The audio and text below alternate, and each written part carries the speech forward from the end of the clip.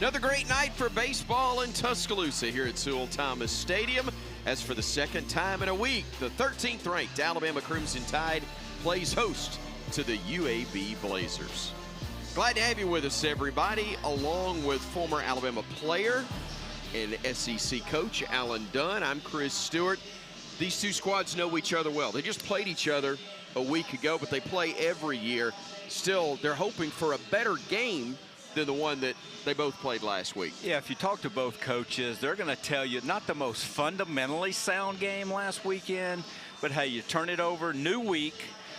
Both teams coming off of a weekend. They're going to have a good Tuesday night to get prepped for their weekend series. I think we're in for a good ball game here at the Joe tonight. Should be a lot of fun. Don't look for 6 errors from Rob Vaughn's team as they did a week ago. They have been up and down, though, as this graphic would indicate. You know, both teams have played good baseball.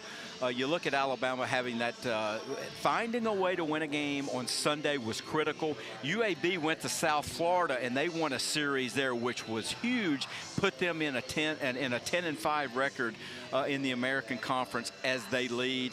I think, again, we're in for a great matchup between both of these Alabama teams. Yep, Alabama able to get a win against Texas, ending a 5-game conference slide. UAB, as you reference, getting some things done for Casey Dunn's squad. Yes, the Blazers are first in home runs and tied for second in stolen bases, which is a rarity.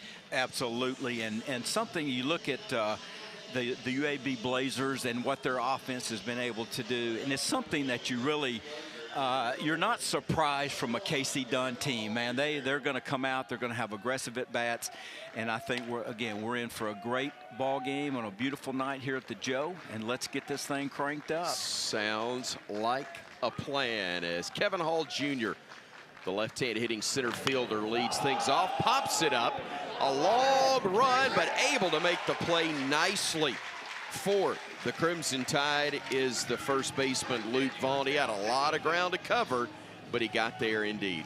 That's a huge play. You know, you want to get that leadoff hitter out every inning if you can. As we look right here, Hall, who's known for his trying to move the ball around, just a good pitch by Smyers, get him to pop it up. And look at Vaughn here.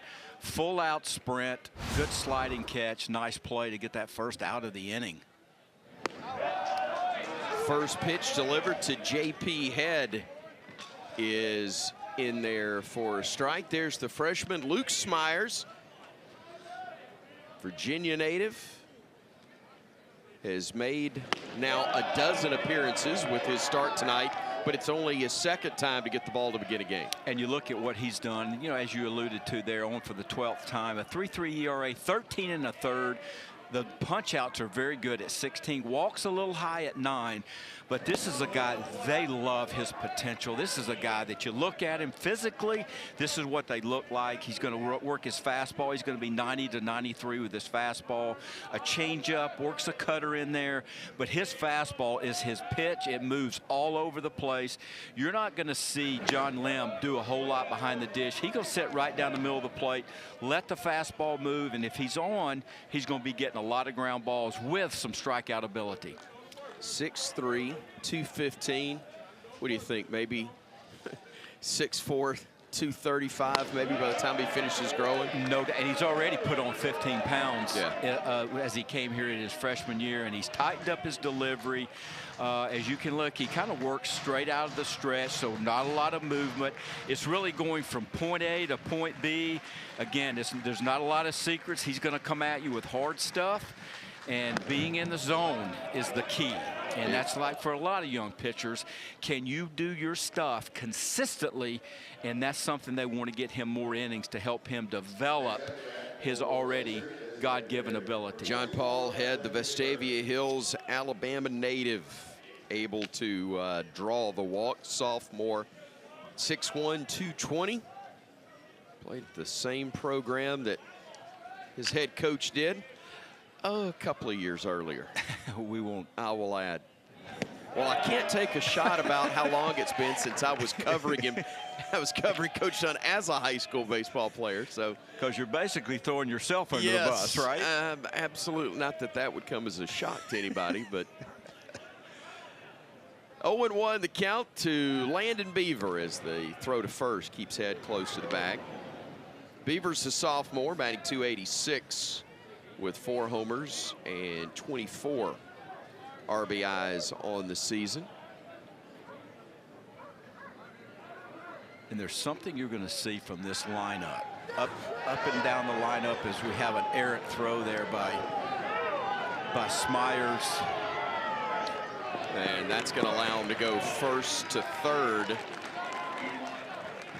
on the throwing error by the pitcher, which is also, frankly, the type when you struggle to throw strikes, you also often struggle to maybe make that throw as well. You know, he's going down the slope, and his arm angle obviously dropped. The ball sails on you, and now you got a runner in scoring position with 1 out.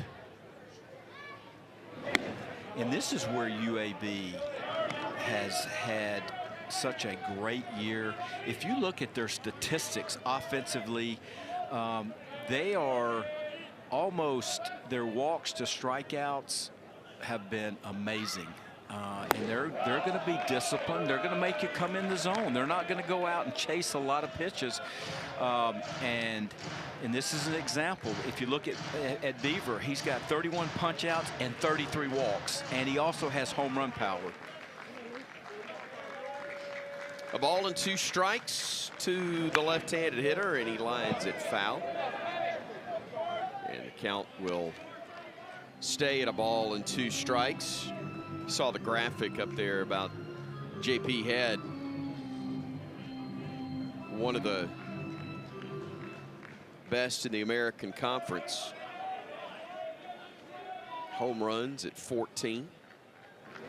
As that one came inside, and tell if it got him on the batting helmet or if it popped him on the wrist guard that he had there. Regardless of what protective gear it was, it did its job. That got him on the hand. Yeah.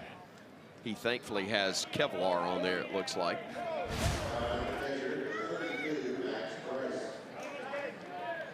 So they're on the corners with 1 out. And this is one of those things where Smyers, you know, the second start, probably a little amped up, and really getting an out here is really something that will help solidify him getting in a rhythm. And right now you see a lot of balls are going to arm side. That tells you he's coming out of his delivery a little quick. Things can't catch up, so he's got to get back in that zone and just filling up the zone, get it down. Maybe you roll a ground ball double play, or at least get 1. 2 balls and no strikes. Now to Max Price. This Price is hitting .292 on the year. The Northridge, California native. And a little conversation will take place on the mound. This will not be a visit by the pitching coach, but this will be the veterans on that infield trying to settle the youngster down. And that's a great trip, you know, I'm sure Coach Jackson conferred with Johnny Lim to get him to go, hey, listen, we just need to slow things down. I'm telling you, his heartbeat's sped up right now. He's trying to find a rhythm, because we talked about his fastball moves all over the place, so just trying to zone that up is where he is right now, of trying to get that feel. See if Price is taken all the way on this. Or sitting on go just for his pitch.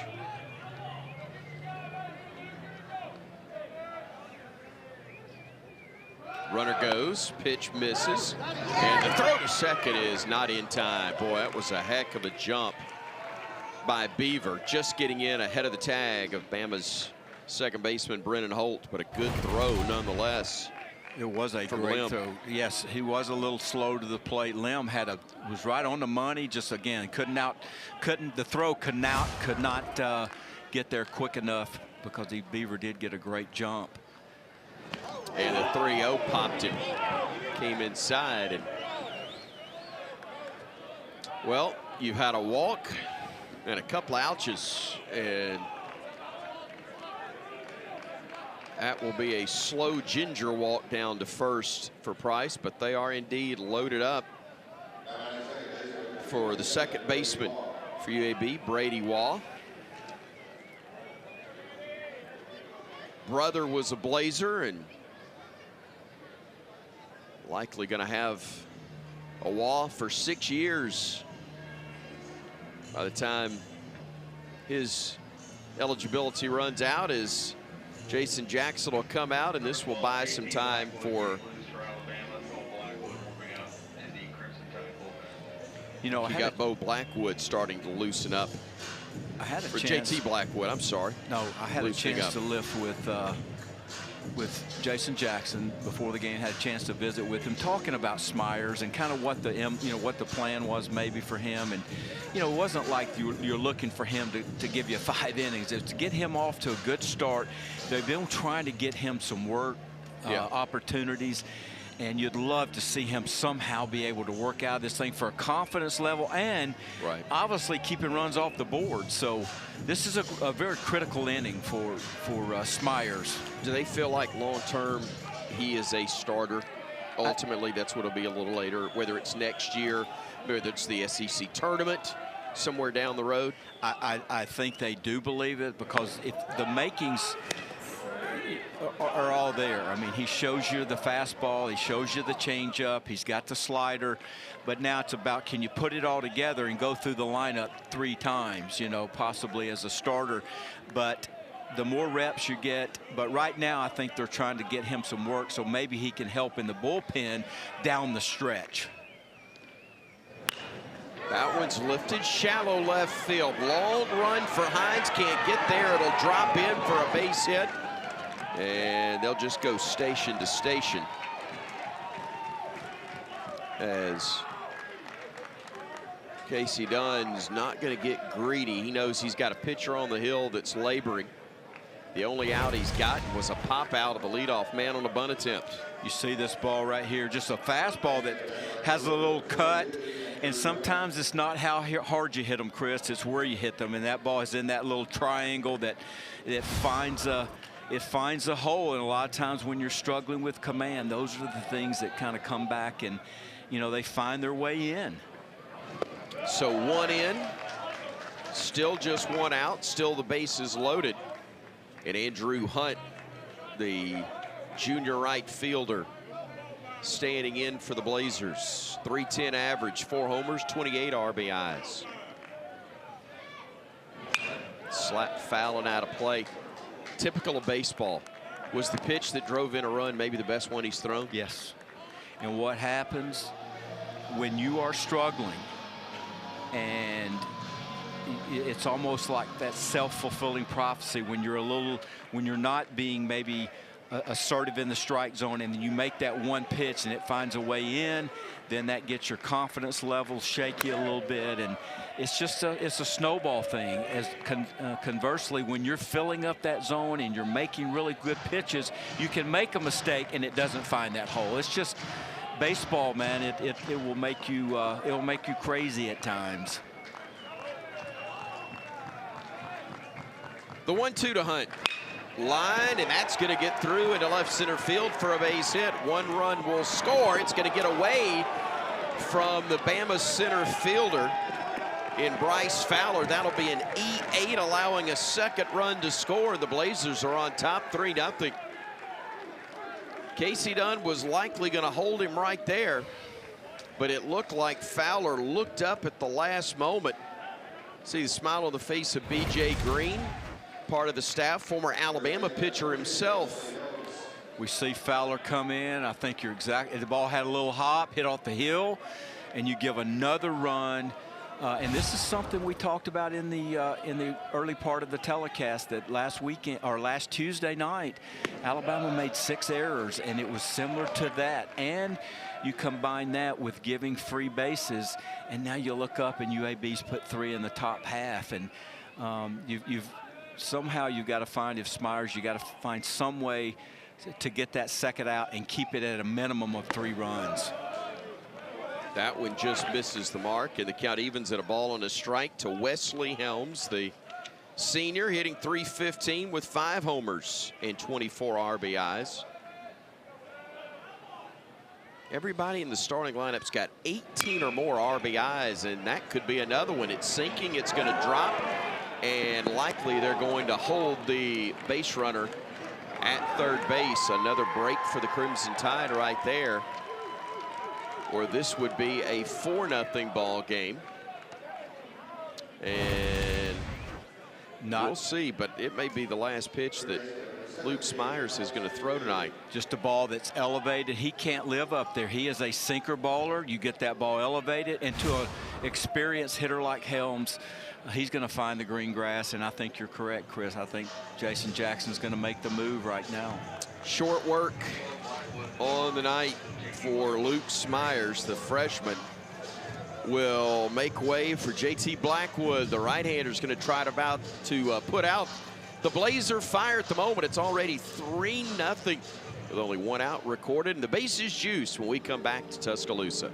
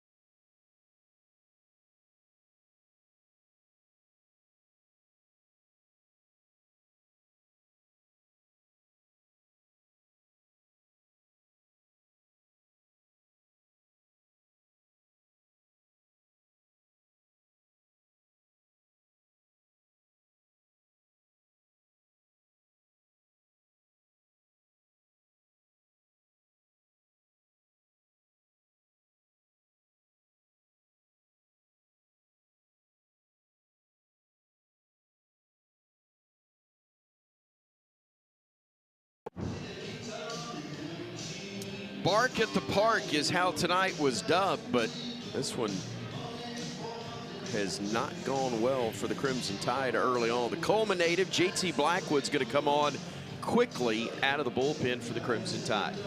And you look at JT Blackwood, you know, one of the things here is you're bringing in a senior. He's had 8 appearances. 6 of those have been starts. He's usually been the midweek starter. And now he's coming in, and you've got a senior guy that you're looking to settle things down. And he's got a slow heartbeat. He's going to work. You see his numbers there with a 4.56 ERA, 23 2/3, 27 hits, 12 punch outs, and 6 walks. His stuff is not going to be overpowered. He lives on the edges, but he is a strike thrower. And when he's going good, he's going to get some weak contact, and that's what you need right now. You got to figure out how to keep this run off the runners at third with less than 1. You need to get a punch out here to keep that 4th run off the board.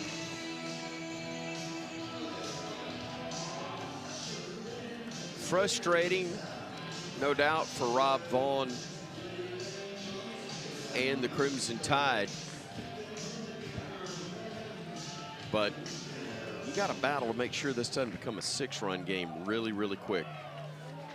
3-0 early, not ideal, but not a problem to overcome.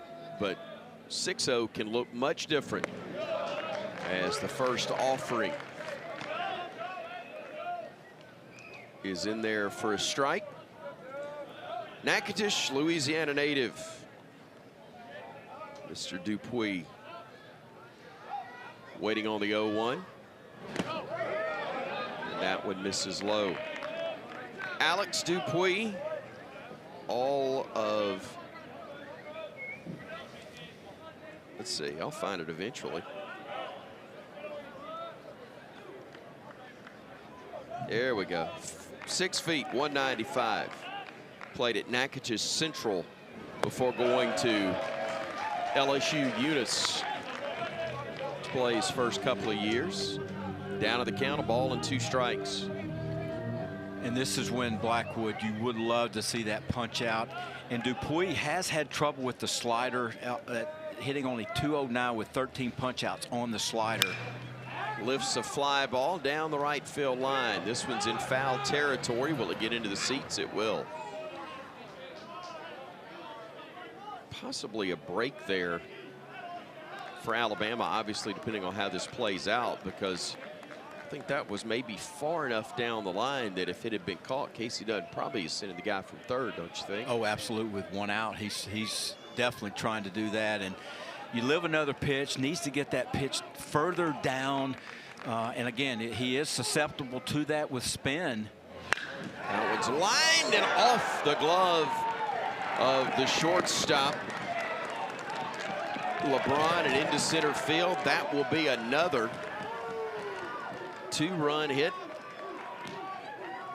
for UAB, and it is a 5-0 lead on that single to center field. Just another pitch that we see it here. It's just up in the strike zone. Actually, he went down to take that back.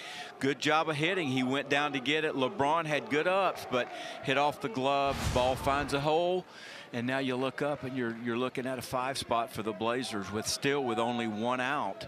Dupuis with his 26th and 27th RBIs of the year. Bunt to third. Torres' throw will get down the line. That's the 2nd error of the inning for the Tide, and 2 more runs are going to score. Heading for third base and getting tagged out right there was Baylor Roberts, but 2 more runs are in, and it is 7-0 UAB, and the Blazers have been able to bat around.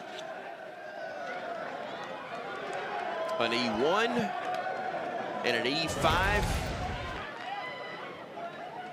and also an E8. So that's 3 errors in the frame.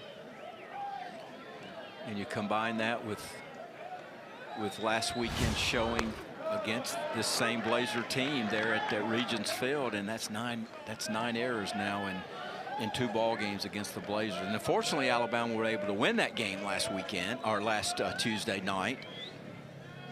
It's 9 errors in 10 innings of baseball. And back to the top of the order, and Kevin Hall Jr., who popped out on a bunt attempt. Great play by Luke Vaughn in foul ground at first. Got the first out. Then things fell apart for the starter, Luke Smyers, and the Tide. 7 runs, 4 hits, 3 errors. 2-1, little roller out to short. LeBron will field that one, throws on to first. It's in time for the out. If this were a video game, Alabama would pull the plug on the power and start all over again. Instead, they'll just try to swing the bats.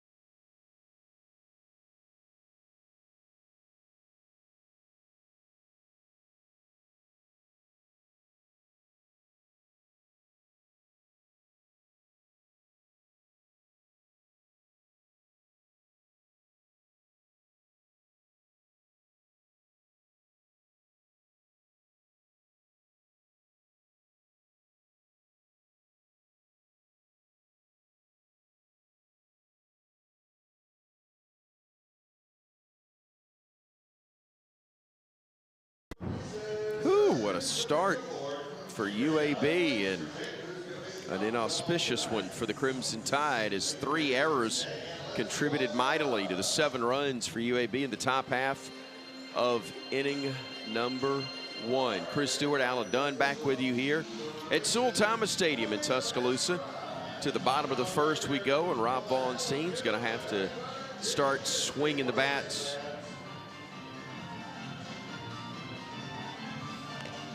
Alabama in the last matchup, a 12-6 winner. And Rob Vaughn's team trailed in that one 6-5 through 5 innings, but now down 7-0 going to the bottom of the first against Casey Dunn's squad. Andrew Purdy for the Tide had a big day, a homer and a triple in that one. But you see the 6 errors, and there's no explanation for it. I mean, one team in 1 week doing that against that squad. Look, he is a high-energy guy, but that, you can tell that's a ticked-off Rob Vaughn right now. Yeah, he's not very pleased. And, you know, you look at this thing, and you brought it up, or, hey, it is the first inning. You got 9 innings to go. But if you're Alabama, you've got to come out, and you've got to have someone step up in that dugout and calm things down and grind through your – but you're not going to score 7 in one at bat, so you got to have good at bats, you got to get runners on base, and you got to manufacture, but you got to play clean baseball from here on out. And it's going to be tough sledding here, as UAB, as we've talked about, have played very good baseball. Brady Neal has been big a little later in the lineup, but Bryce Fowler trying to get something going for Alabama. Look, you can hit a home run right here, and it's not going to get you all the way back, but it would certainly just try to get on base would be big right now, and hope that it can get a rally going, and also make the guy on the bump throw a little bit. Isaac Warwick, the junior, who's 1-1 with a 4.9 ERA, delivers a beautiful pitch there for a strike and gets the count full now at 3-2. And they had a chance to see Warwick last Tuesday night, so they kind of know what he's, what he's going to feature as we see his numbers. Here's a fly ball to center field. Well hit. Warning track, though, and the catch is made by Hall for the out. Well, I said that Fowler didn't need to hit a home run, but he almost did. That's the deepest part of the ballpark, about 383. Unfortunately for him, 390 is where that center field wall is located. There we see Warwick, what he's going to feature, 87 to 90 with his fastball. He's going to have a cutter and a change and a slider. Not going to be overpowering as those numbers, but he's got to get ahead early in the counts, and he's another guy who's going to pitch on the edges. But if he can get strike 1, then your hitters have a tendency to go out of the zone on him. Fowler, excuse me, LeBron lifting that one foul and out of play to the right side.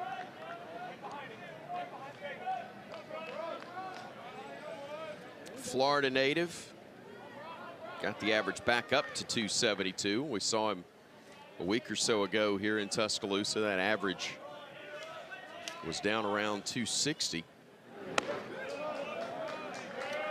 And LeBron coming off of that weekend over at Texas, where he was 3 for 11 in that series, had 3 stolen bases, played impeccable defense. He had a good series at Texas.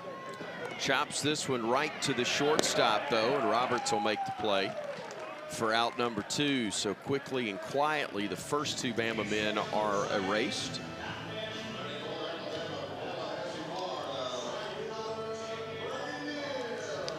And here comes the aforementioned Mr. Neal, right fielder for the Crimson Tide,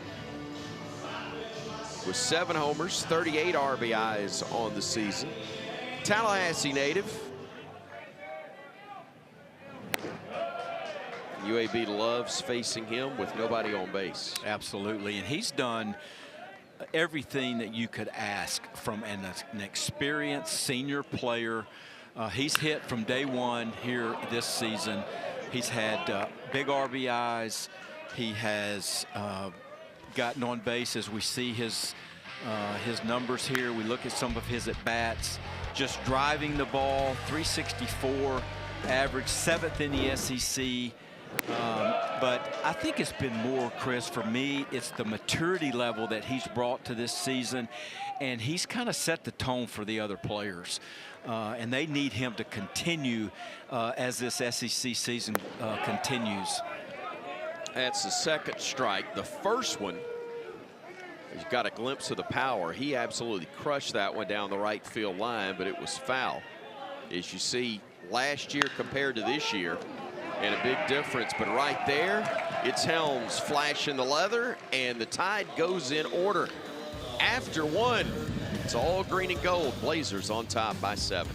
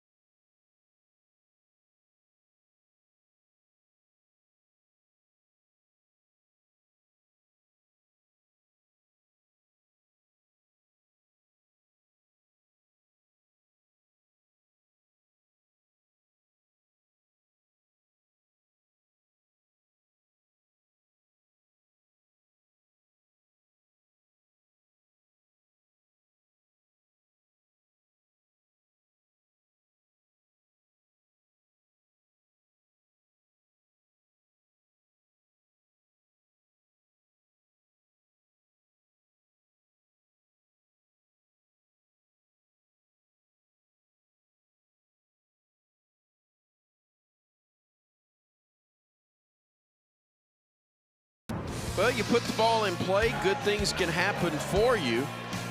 A throwing error on a pickoff move, a misplay in center field, allowing another run to score, and then a throwing error plates 2 more. Yes, UAB got 4 hits in the first, but the Crimson Tide was very generous to the visitors from Birmingham, as the Tide here in Tuscaloosa gives up 7 in the top half of the first, then goes in order in the home half. 7-0 UAB as we head to the Blazer half of the second inning. 2, 3, and 4 spots due up. JP Head, who drew one of about 3 or 4 walks in the first inning, laces a single to center field right there. You know, JP Head, we see that base hit. Just to look at this swing right here, very flat swing. Just Head stays on the ball, and his season this year, you look at the 14 homers, the RBIs, and he really went through a little struggle. Had an injury that went on the concussion protocol and took him a little bit to, he's starting to heat back up again, and he's a guy in the middle of that lineup that can do damage, and he does this as well. He can steal a base.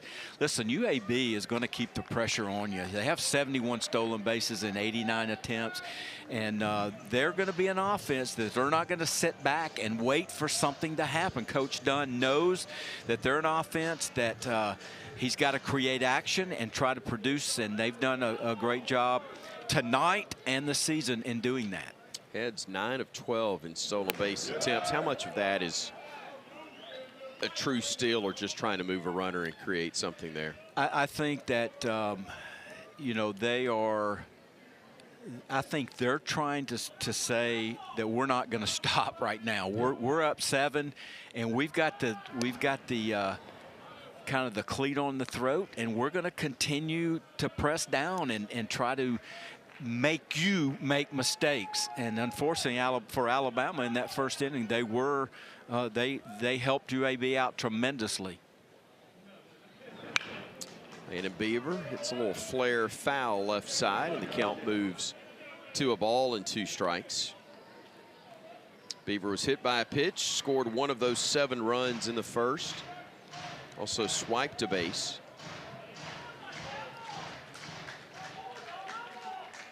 One ball, 2 strikes with the shift on. Throw goes over to first.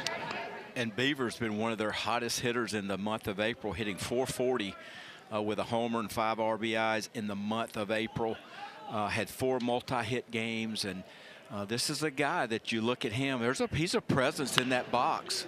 There's a line drive towards right. He's going to drop in for a base hit. It was dropped after a bounce by Brady Neal, but Blazer had already dropped anchor at second base, and JP Head, so he stays right there. Looks like a slider that, again, Alabama pitching has been up in the zone, and UAB hitters have not missed those pitches. Those are the pitches that you've got to do damage with. Even though that ball wasn't hit that hard, it finds a green grass. Now you got runners at first and second, nobody out. Again, they're going to try to create. They're not afraid to lay it down and move the runners over. They're not afraid to hit and run. They're not afraid to foul one off the instep either. That's exactly what happened, unfortunately, for the Blazers and Max Price. That's their catcher and cleanup hitter, who was hit by a pitch and then went all the way to third base on an error. As you saw there, Chris, they had runners in motion, and this is what Casey Dunn loves to play, or how he loves to play. And the thing about it, if you want to play like that, you have to obviously have the personnel that can execute.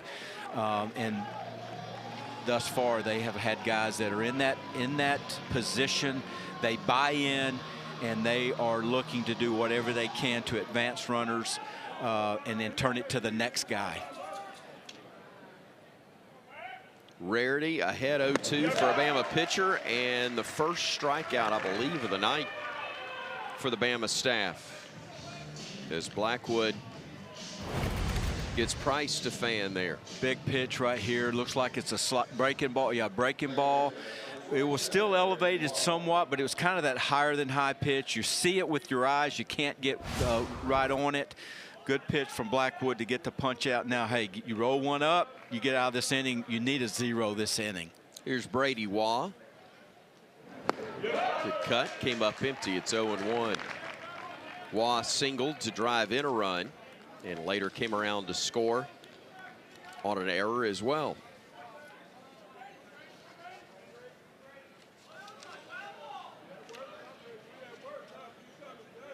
The 0-1. There's another strike. Our plate umpire today is Matthew Wilbanks. Eric Gaucher is the crew chief, and the umpire at first, Augustus Griffin at second, and Lance Weems rounds out the crew down at third base. 0-2's fouled off.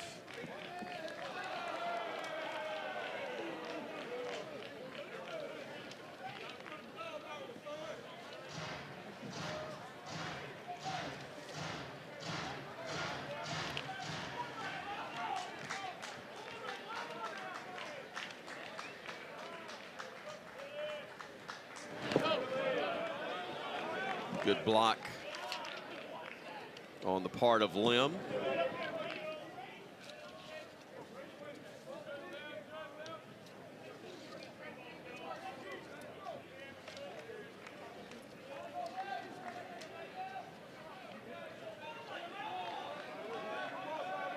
Righty-lefty matchup continues as the 1-2 is due. And a soft liner fielded on a hop. They'll get one at second and back to first in time for the double play. Holt to LeBron to Vaughn. And the Tide's able to get out of the jam unscathed, but it's still 7-0 going to the home half of the second.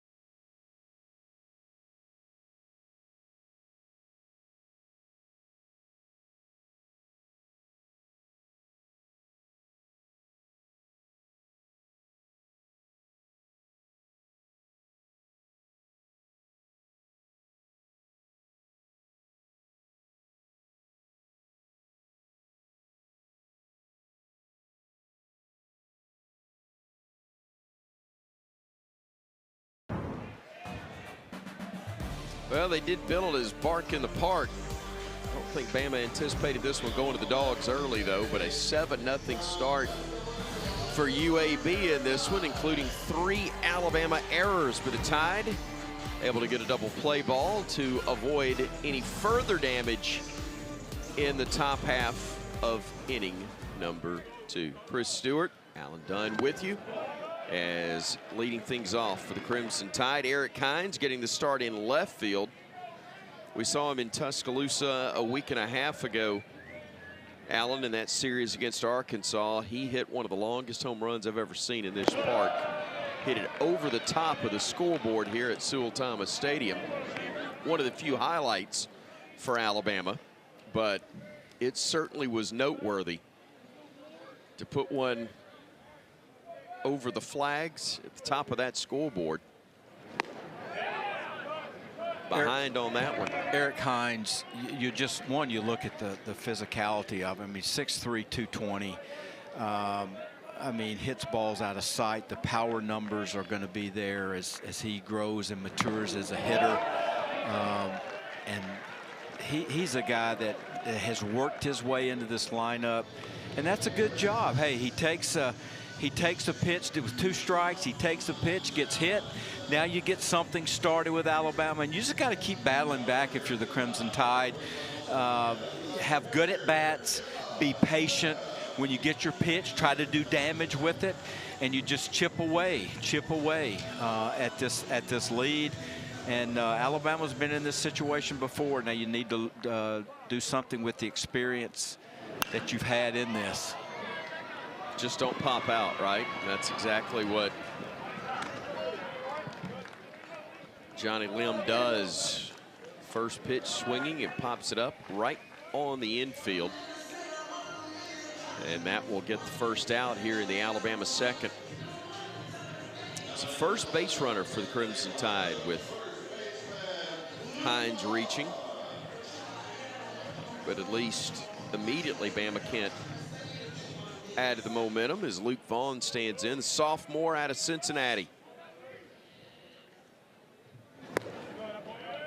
Comes up empty there. Speaking of his hometown, University of Cincinnati is one of several ranked teams that UAB has faced. They've had 10 of their 15 setbacks against ranked opponents. They've played a great schedule.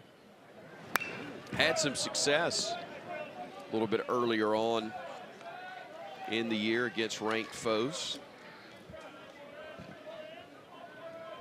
And we talked about that series they came off of this past weekend down at South Florida, which is a tough place to play, and they went in there and won 2 out of the 3 and lost the Sunday game 1-0. So they were in every game, and one of the big things that they were able to do in that series, they only had 3 walks in 26 innings off the mound, and so their starters were giving them length, and they only gave up 10 runs on the weekend. So they played very good baseball at South Florida.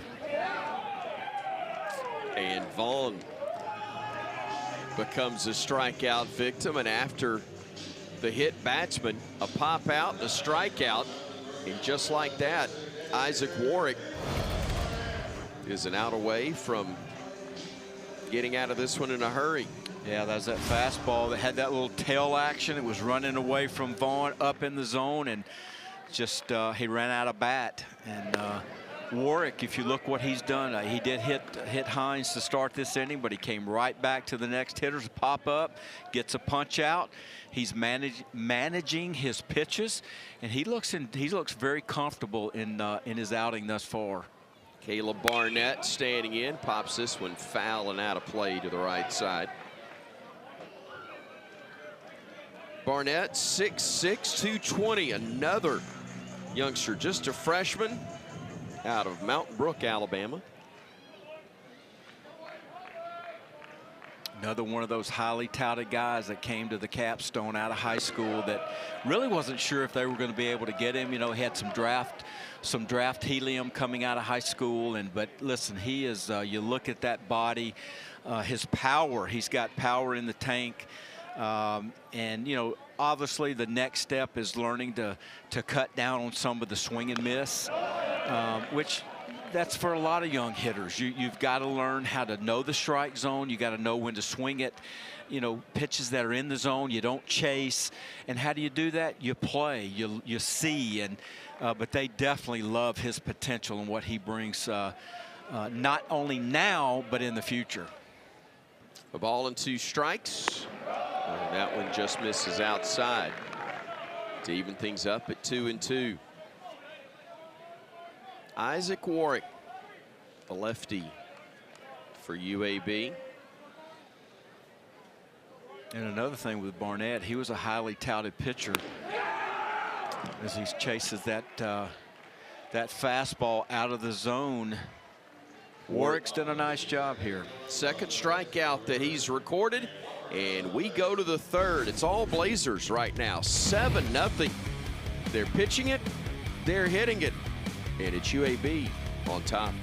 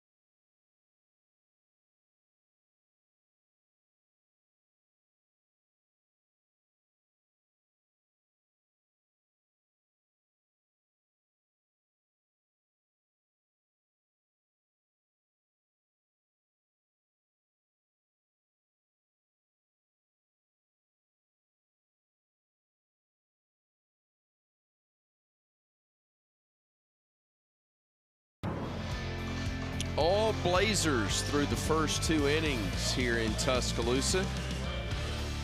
A rough first, to say the least. 4 hits, 3 Bama errors, produced 7 UAB runs. And the right-hander on in relief, JT Blackwood, his really officially second full inning of relief, but he came on with 1 out and 5 runs already in, I believe, when he entered the ball game in the first. Only 1 out was recorded by starter Luke Smyers. There's a 1-1 that misses low to Andrew Hunt. Singled in 2 runs and scored himself in that free-for-all first. And another one of those UAB hitters in the lineup that has more walks than strikeouts. Little chopper to short. LeBron able to field and make the play in time for the first out.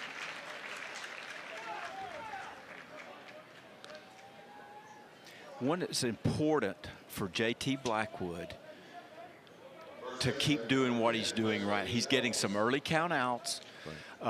He needs to get some length. Alabama needs to get some length out of him so you don't go out and kill your bullpen. So the longer that he can consistently be ahead in counts, get some ground balls early, and get guys to run down fly balls in the gap. Hey, you'll sign up for that all day long. And great job by Fowler getting a great jump on that ball. And so you've thrown 3 pitches, and you look at Fowler here. Look at how far he goes for this. He's on his horse. Nice play in the gap. 2 outs on 3 pitches.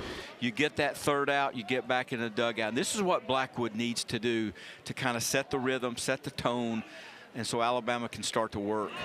The offense a pulse. I mean, Yes. help give the rest of the team a pulse, I should say. Because Absolutely. their defense as lethargic as the offense, or maybe more so early on. Here's a nice breaking ball to Alex Dupuis. Singled in a couple of runs himself in that big first inning.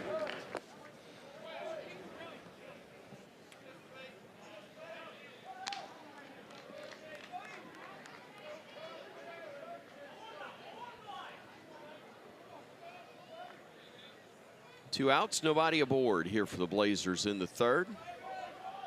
And a 1-2 pitch. That one had some nice movement on it. Good job by Dupuis just to make some contact there.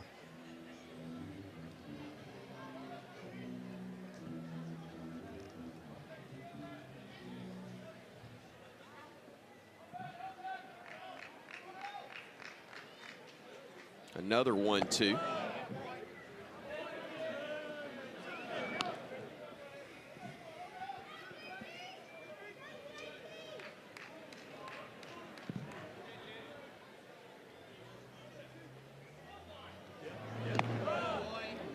Downstairs on that miss. And this is where you'd love to see Blackwood go right at him right now and make him put the ball in play. Just don't give up something free. Hey, he puts the ball in play, okay, but be aggressive in the zone right now. Big breaking ball, popped him up. Should get Bama out of it, although it's not a routine play. Who wants it? Torres, the 3rd baseman, calls everybody off, and that'll do it for the Blazers. For the first time, they go in order. Bama, though, big hill to climb.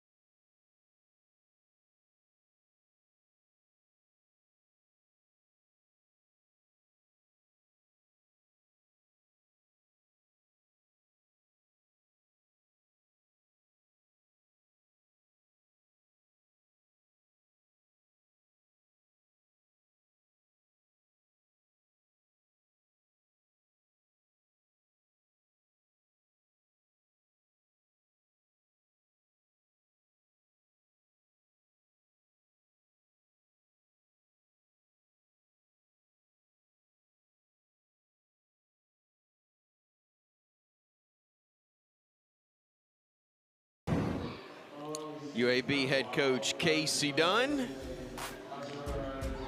has his squad doing really well despite the projections. They were picked 10th in the American Conference. Old habits, hard to die. Used to be known as the American Athletic, but just the American Conference now.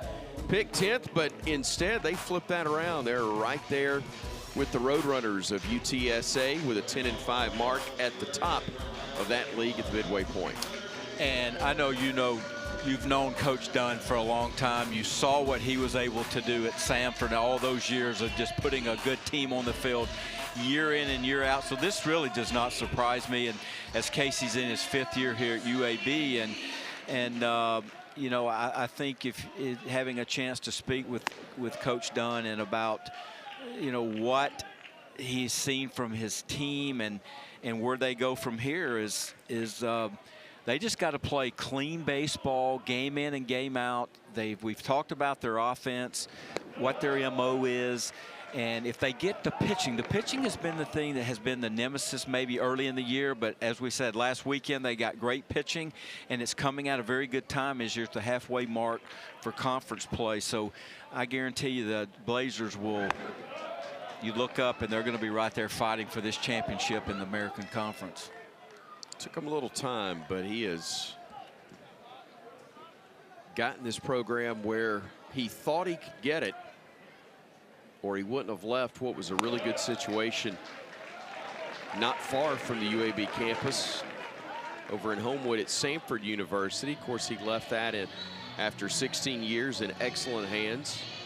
Tony David has been able to build off that and take it to another level, even though this year is a bit down for the Bulldogs. They have been awfully good for the previous 4 seasons, but not surprised either that Casey Dunn has the Blazers at the top of their league, as swinging and fouling it off is Brennan Holt. 0-1 the count to the Alabama second baseman, hitting in the 9-hole in the order. Senior with 6 doubles, a triple, a homer, and 16 runs batted in. Good cut there, but fouled it into the catcher's mitt. Count quickly goes to 0-2. And Brennan Holt has been a steady player for the Crimson Tide this year, hitting in the bottom part of the lineup. He's almost like gives you another leadoff guy because he can do so much with the bat. He can bunt, hit and run. He's going to steal bases when he gets on. He's played a really good defense at second base. And this is, again, another experienced player. You look up, started at LSU, went to Oklahoma State, found his niche at South Alabama, and now coming in here his first year at Alabama, and he's been a good piece of this Crimson Tide lineup. Works the count even to 2 balls and 2 strikes.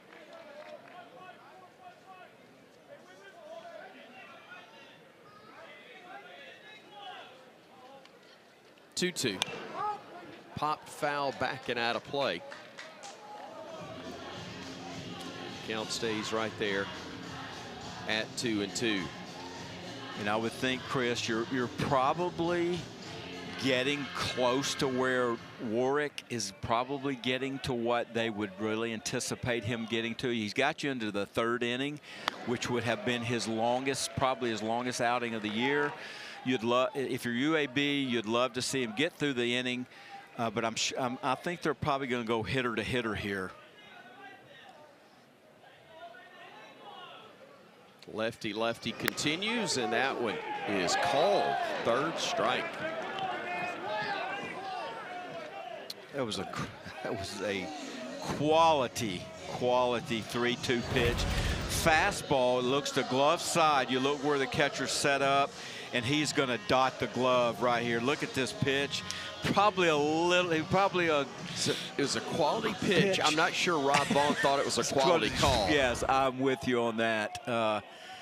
Probably a little bit off the plate there, but hey, he got the call. And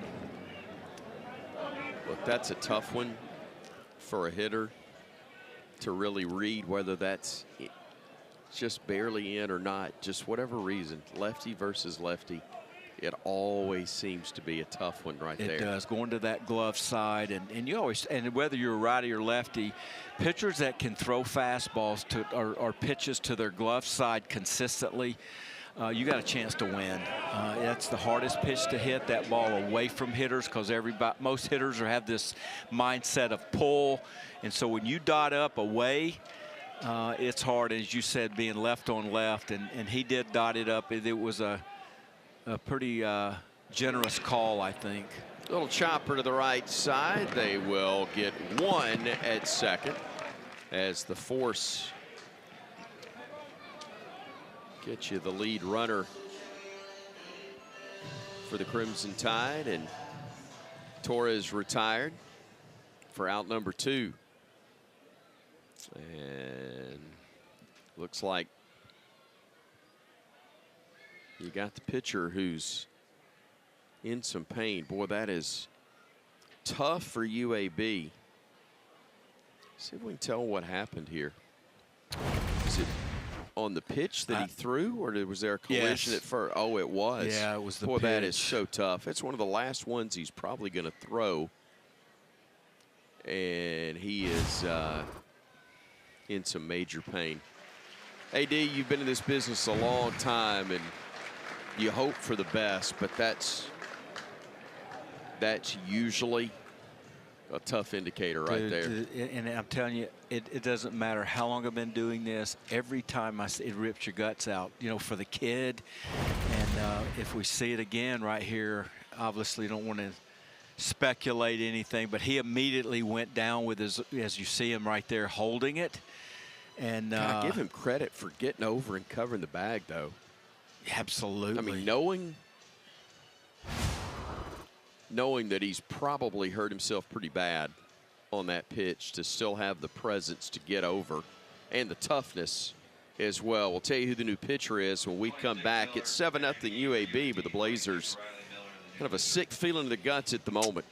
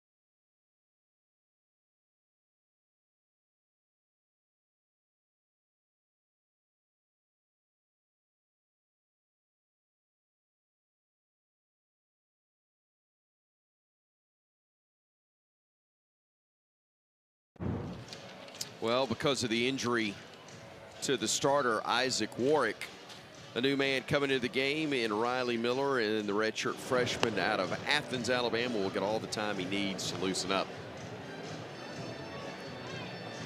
And you look at Miller here. He's on for the 16th or 15th time, 2-0 with a 5.5 ERA, 26 innings, 29 hits, the walks and strikeouts at 17 and 15. But this is one of their guys that they really like his arm. He's got the ability to get his heater up to 95, so there's power in the arm. The command and control is something that, hey, he's a freshman learning about what it takes to pitch at the D1 level. But he's a fastball heavy, especially, and then with 2 strikes, he'll use that slider both to righties and lefties. And in the strike zone, he's got a 33% whiff rate on that slider to right-handed hitters in the zone. So stuff-wise, you're looking at a guy that has the makings to be a big part of this bullpen now for a couple of years, of being only a freshman. For Alabama, not the way you want it to happen, obviously, but the pitcher, the starter's gone. And now you're facing the pen. That can be a struggle because you never really get, if they do what we normally see from Casey Dunn in these midweek games where he'll go multiple arms.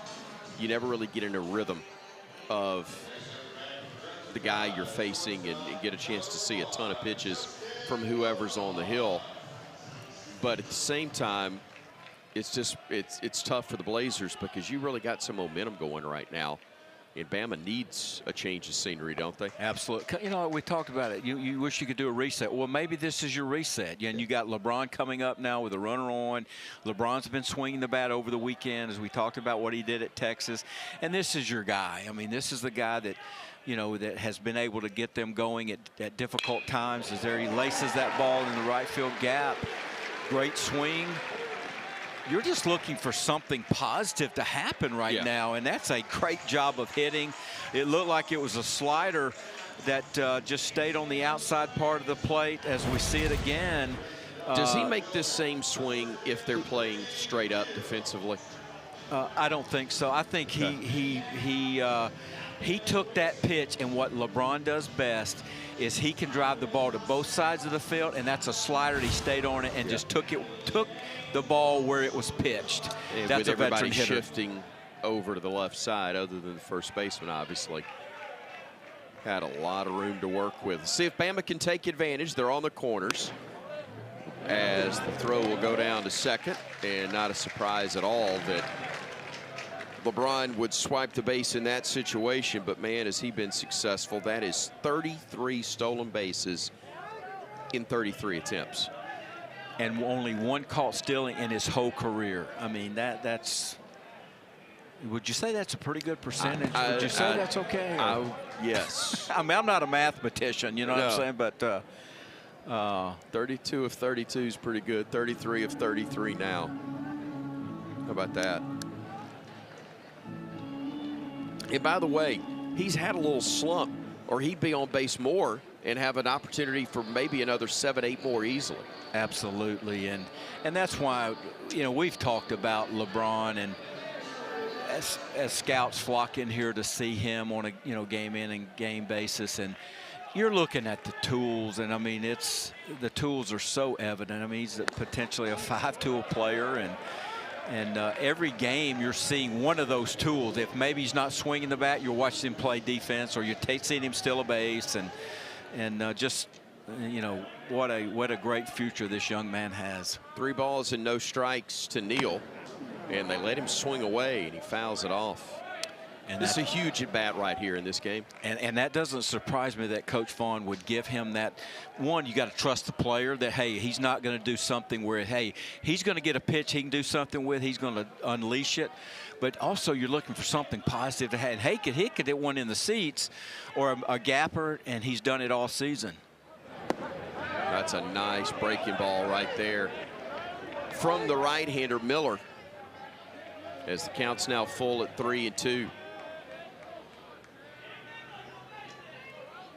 Again, a big pitch in this game. 7-0 Blazers at the moment.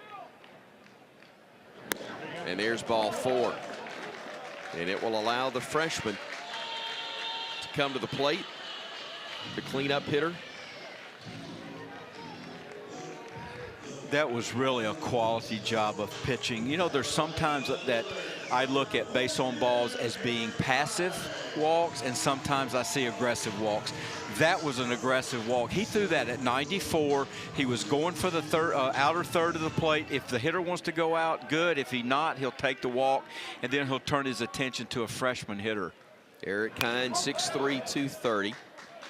Fouls that one off. He was hit by a pitch in his only at bat so far. From right here in Tuscaloosa, played at American Christian Academy.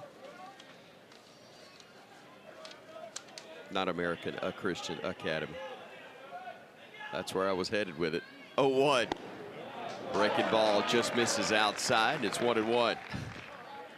But hey, Hines has the ability, as you talked about. He could hit one over the scoreboard here and cut this lead in almost half, or would be half. You should have stuck with 33 for 33. We got to that advanced math, and we're messed up, buddy. I know it, man. You know, just we were taking 2 PE classes. We weren't. Oh, goodness. Couldn't resist, partner. 2 balls and a strike to count. Fisted foul. Boy, he just did get a piece of that one as he challenged him way inside.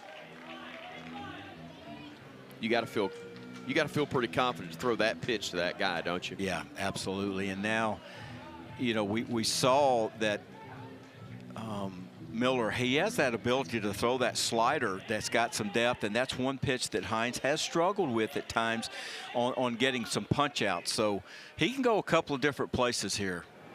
Boy, that was almost barreled up. Absolutely. Instead, just fouled it straight back, and the count stays even. 2 balls and 2 strikes.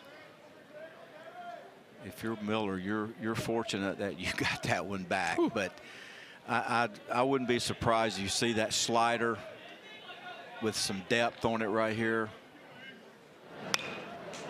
A little inside-out swing. Kept him alive. Still at 2-2. It's a good job by Hines fighting that pitch off because he couldn't really do anything with it, and he just, as you say, inside out, it just fought it off. Hey, I want to live another pitch. Maybe I get a pitch in my wheelhouse, and I can drive the ball. Another 2-2, and that one is a beauty. Split the heart of the plate. Great pitch from Miller to get out of a bases-loaded jam. Bama had a chance, but couldn't get on the board as the Blazers cut him up right here. As you look right here, there's that slider, middle, 3-2 count, punch out. Good job by Miller.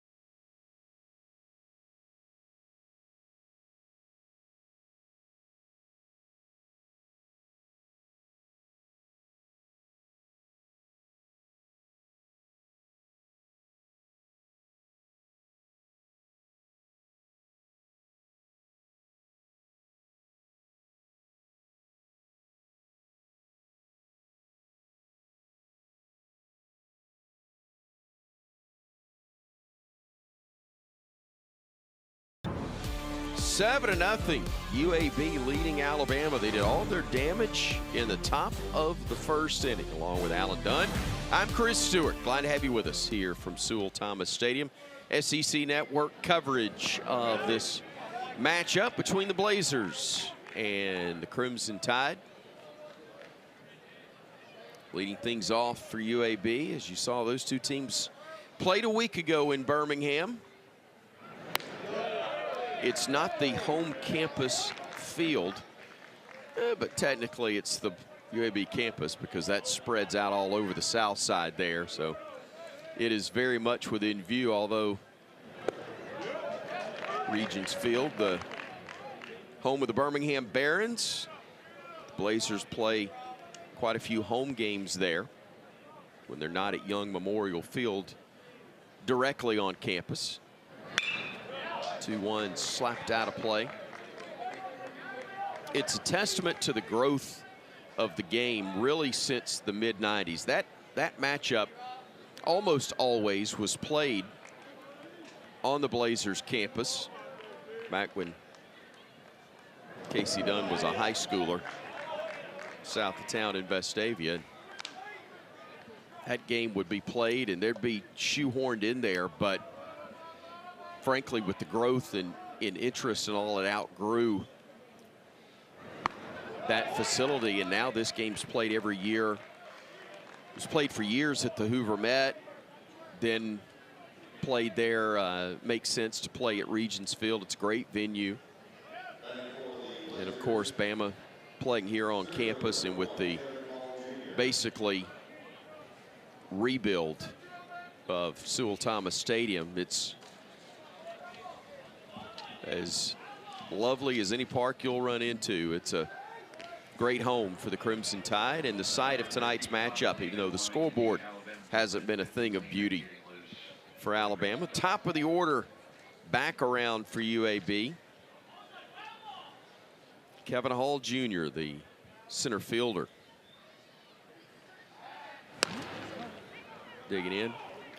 And talking with Coach Dunn about Kevin Hall, and he has just been so pleased with what he's been able to bring to this team. You look, he's hitting leadoff. He's got 15 bags.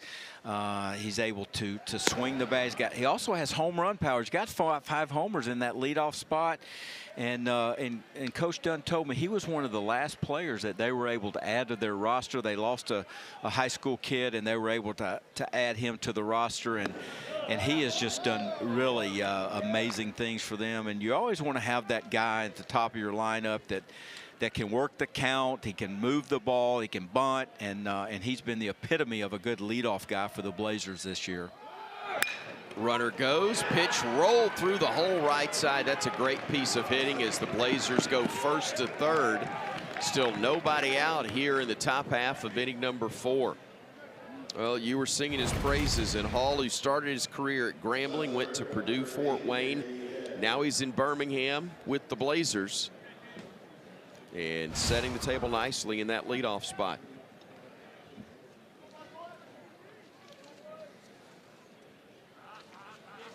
So first and third, nobody gone.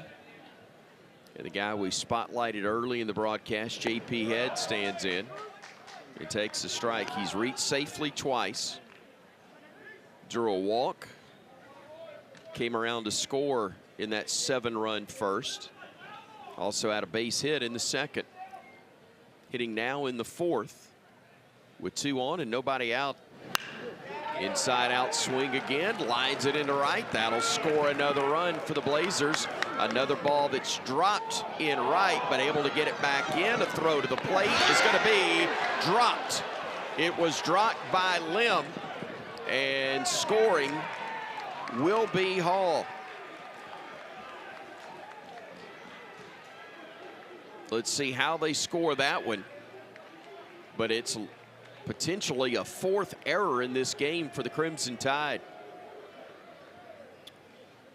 As we look at this play, Chris, first off, you talked about the great swing by Head, and then a little bobble here by Neal, and that allows the runner to make the move to second. And now you go to second, and now Casey Dunn is not stopping Hall. He's going to be out, but you don't secure the ball. And now just right on cue with Casey Dunn, you're up 7.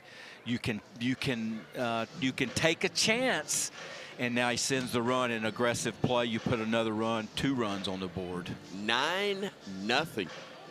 UAB leading Alabama.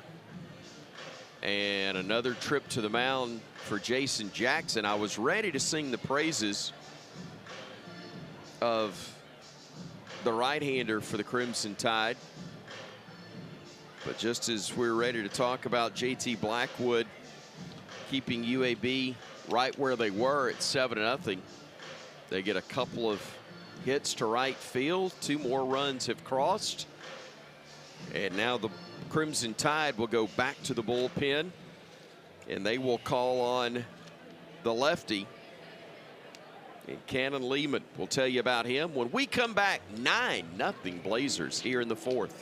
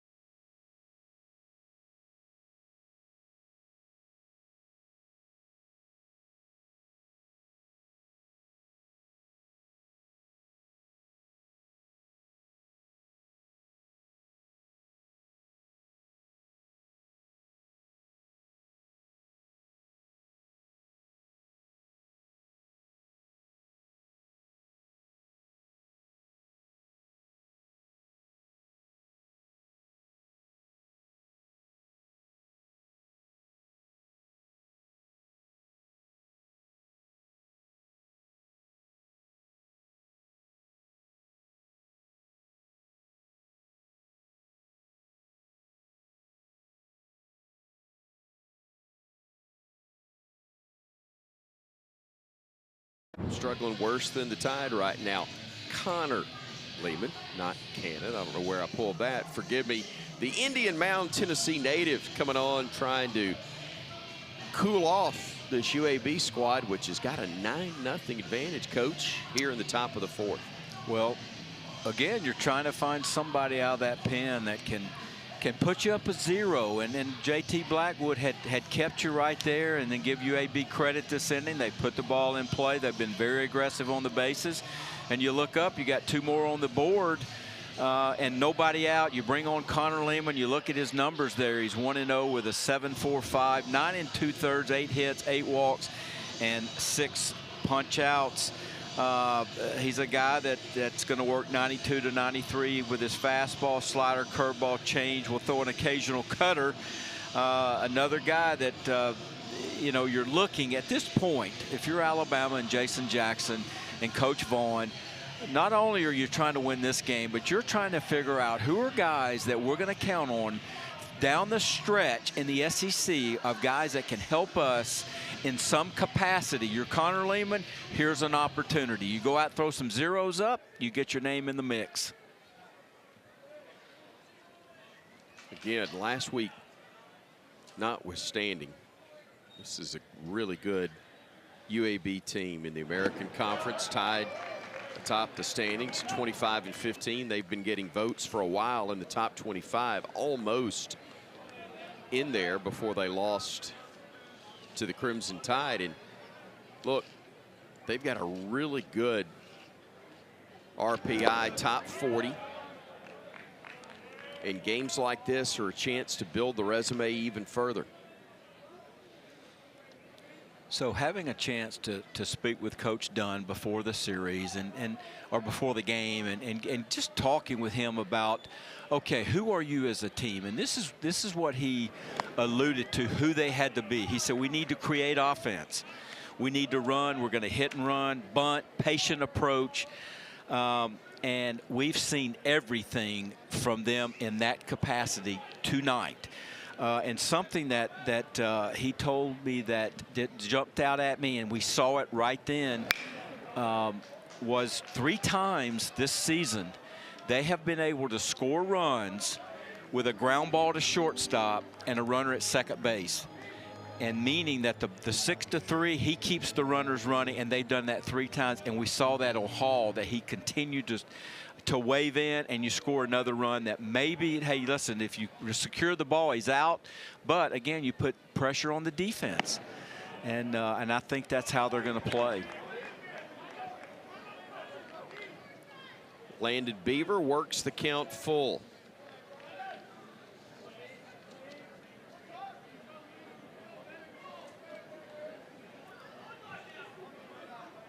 Runner out at second, JP Head. And a roller foul keeps the count at 3-2.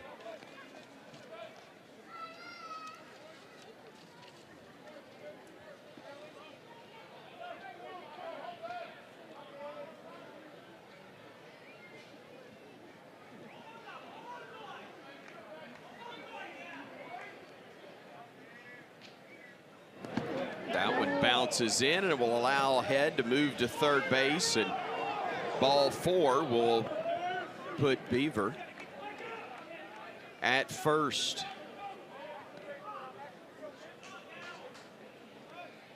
So they're on the corner, still nobody out for UAB here in the top half of the second.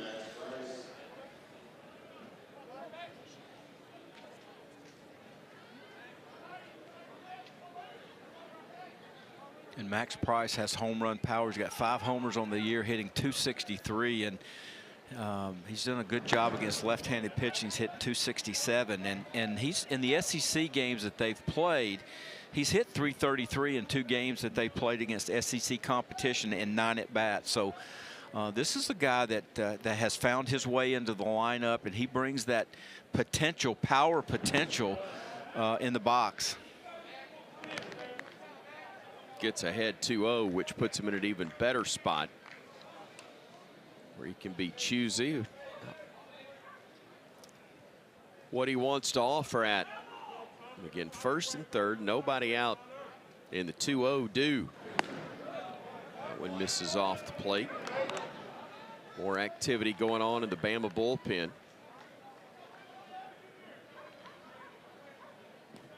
See the right-hander throwing for the Crimson Tide in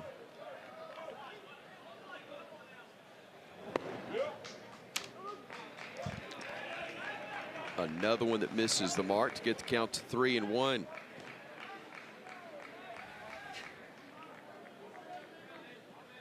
Owen Sarna's that righty. Transfer from Northwestern. As that one misses low, and they're loaded up. I said earlier that after the first, if this were a video game, Bama would enjoy unplugging it, starting back over again. They might unplug it and just choose to read a book now, the way this one's rolling at the moment. You know, you just, again, I think that's the 4th base on ball tonight and 2 hit batters. So when you're giving up free things to an offense like the Blazers, who we've talked about, you know, they've not only have they hitting 290 as a team coming in, they have 219 walks on the season. So they're not going to give anything away. They're going to make you work for everything you can. To your point, 4 walks by Alabama pitchers, only 1 strikeout, a wild pitch, 2 hit batsmen, and of the 84 pitches thrown, only 48 have been strikes. And that sums up the score right there, 9-0. It's been a struggle in all aspects right now for the Tide, and don't forget the 4 errors to go with it. Yeah. It's I'm sure Coach Vaughn is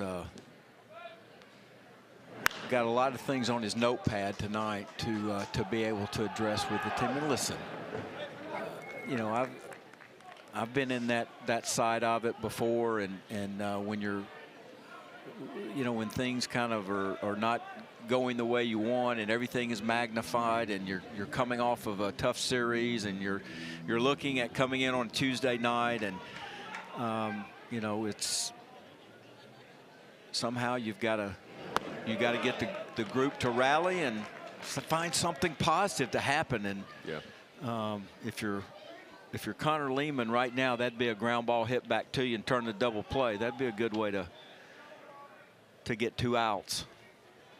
The 1-2.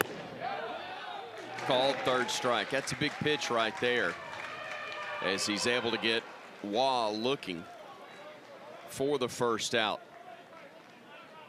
And now a ground ball to double play gets you out of the inning with no more damage done. Something they could absolutely use at the moment.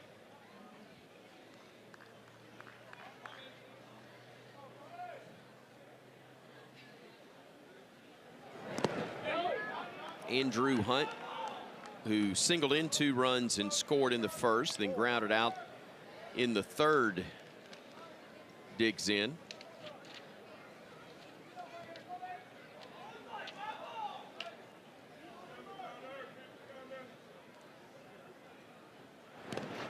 Nice pick by Lehman to keep that one in, or excuse me, on the part of Lim to keep that one in front. And one of the things that you're just wanting your team to do as you continue to go down the stretch in this season is you just want to play good, fundamentally sound, clean baseball in all areas. And that doesn't necessarily mean that's going to equate to a win, because that other team might do the same thing. But you want to give yourself a chance and play that type of baseball, and you want to stay away from those ups and downs, and, you know, coming in one game and playing at a high level and then relaxing and not playing on all cylinders. But listen, I know, hey, it's easier said than done. The game's a hard game, but I know Coach Vaughn, that's what he's wanting to see. Can we be consistent? Because you've got to do that in this conference, game in and game out. 3 balls and a strike, nowhere to put them. Ground ball, 1. and 2. And just like that, a heck of a job on the part of Lehman to battle back and keep it at a 9-0 Blazer advantage. But they tack on 2 more. And UAB leading this one less than halfway through by a score of 9-0.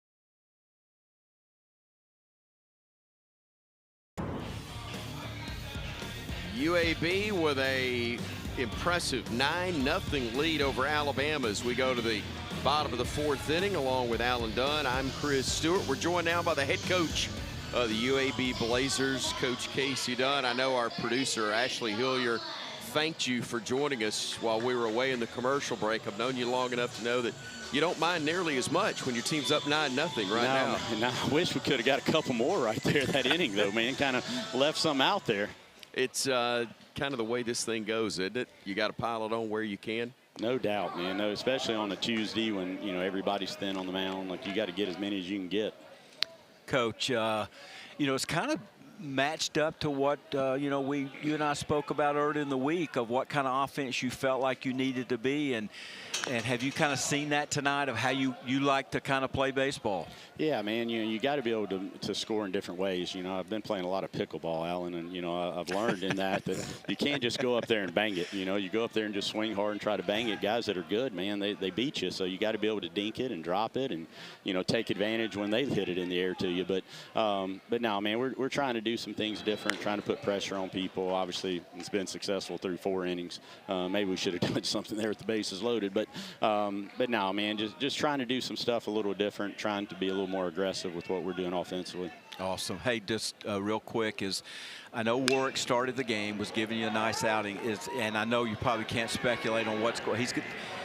I know he left with an injury. Obviously, we want to hope that he's going to be doing well. And then now you got Miller, a freshman, in there, and looks like he's got a nice arm. Have you felt like he's progressed in his early career? Man, you know, I mean, he was a guy that redshirted last year. Just wasn't ready for this, to be honest with you. He has a good arm, and you know, we've been really pleased. You know, there's been some ups and down moments as a guy in his first year of pitching, you know, at this level is going to have. But he's done a good job. I thought Isaac did an unbelievable job to get things started. And, you know, like you said, we'll find out tomorrow the severity. But, you know, I think he'll be okay. You know, it doesn't seem like, you know, it's not anything up deep in the shoulder where you really get scared. So hopefully we'll be all right there. But I thought he did a great job of getting us into the game. You know, we were hoping for a couple. And, you know, if the injury doesn't happen, he gets us through 3. You know, hopefully Riley will get us out of this one. And then, you know, we'll see who the next guy is.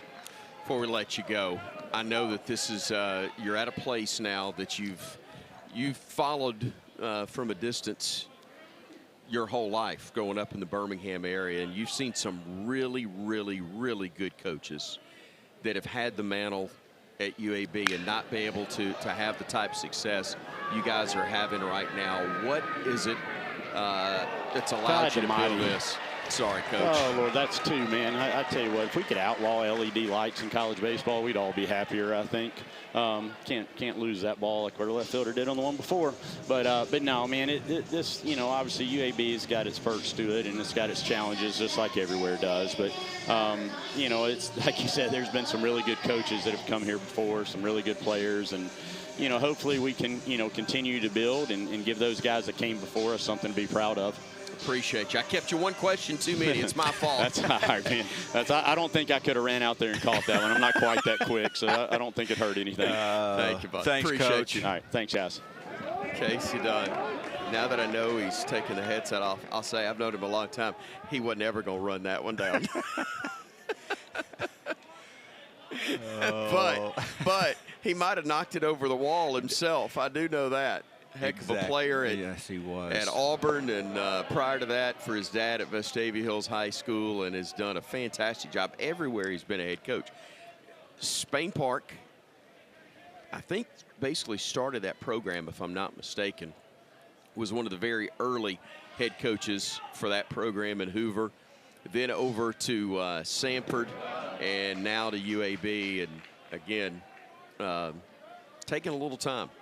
But a program that has had some pockets of success, but some great coaches that haven't necessarily been able to sustain it, and I think that's the challenge.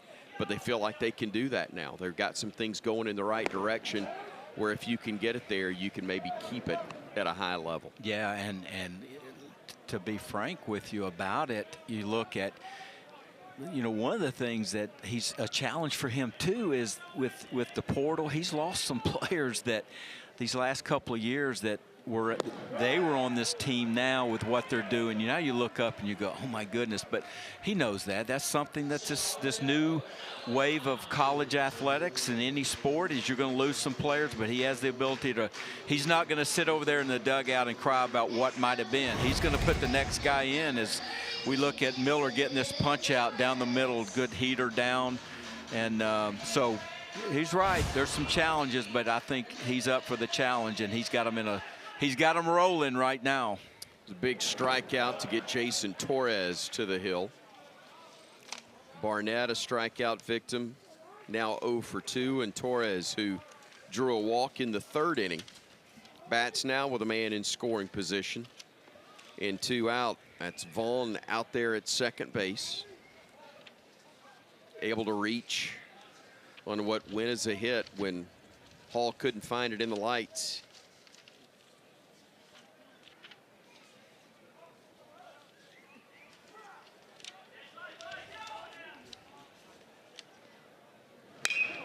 .1-0, slap fouling out of play. You know, and Alabama's just trying to get. So you look up tonight; they've got 2 hits on the night. They had a weekend over at Texas, which, you know, Texas is going to put a lot of teams and put some zeros on the board with that pitching staff. But you know, Torres is one of those guys that you want to see get going a little bit, and he obviously is a guy that has RBI potential as he grounds that ball out. Nice pick by Helms. UAB playing on all cylinders right now, Mr. Stewart. Roberts, a nice pick from short. Helms on the back end. We'll talk with Bama head coach Rob Vaughn when we come back. His team trailing 9-0.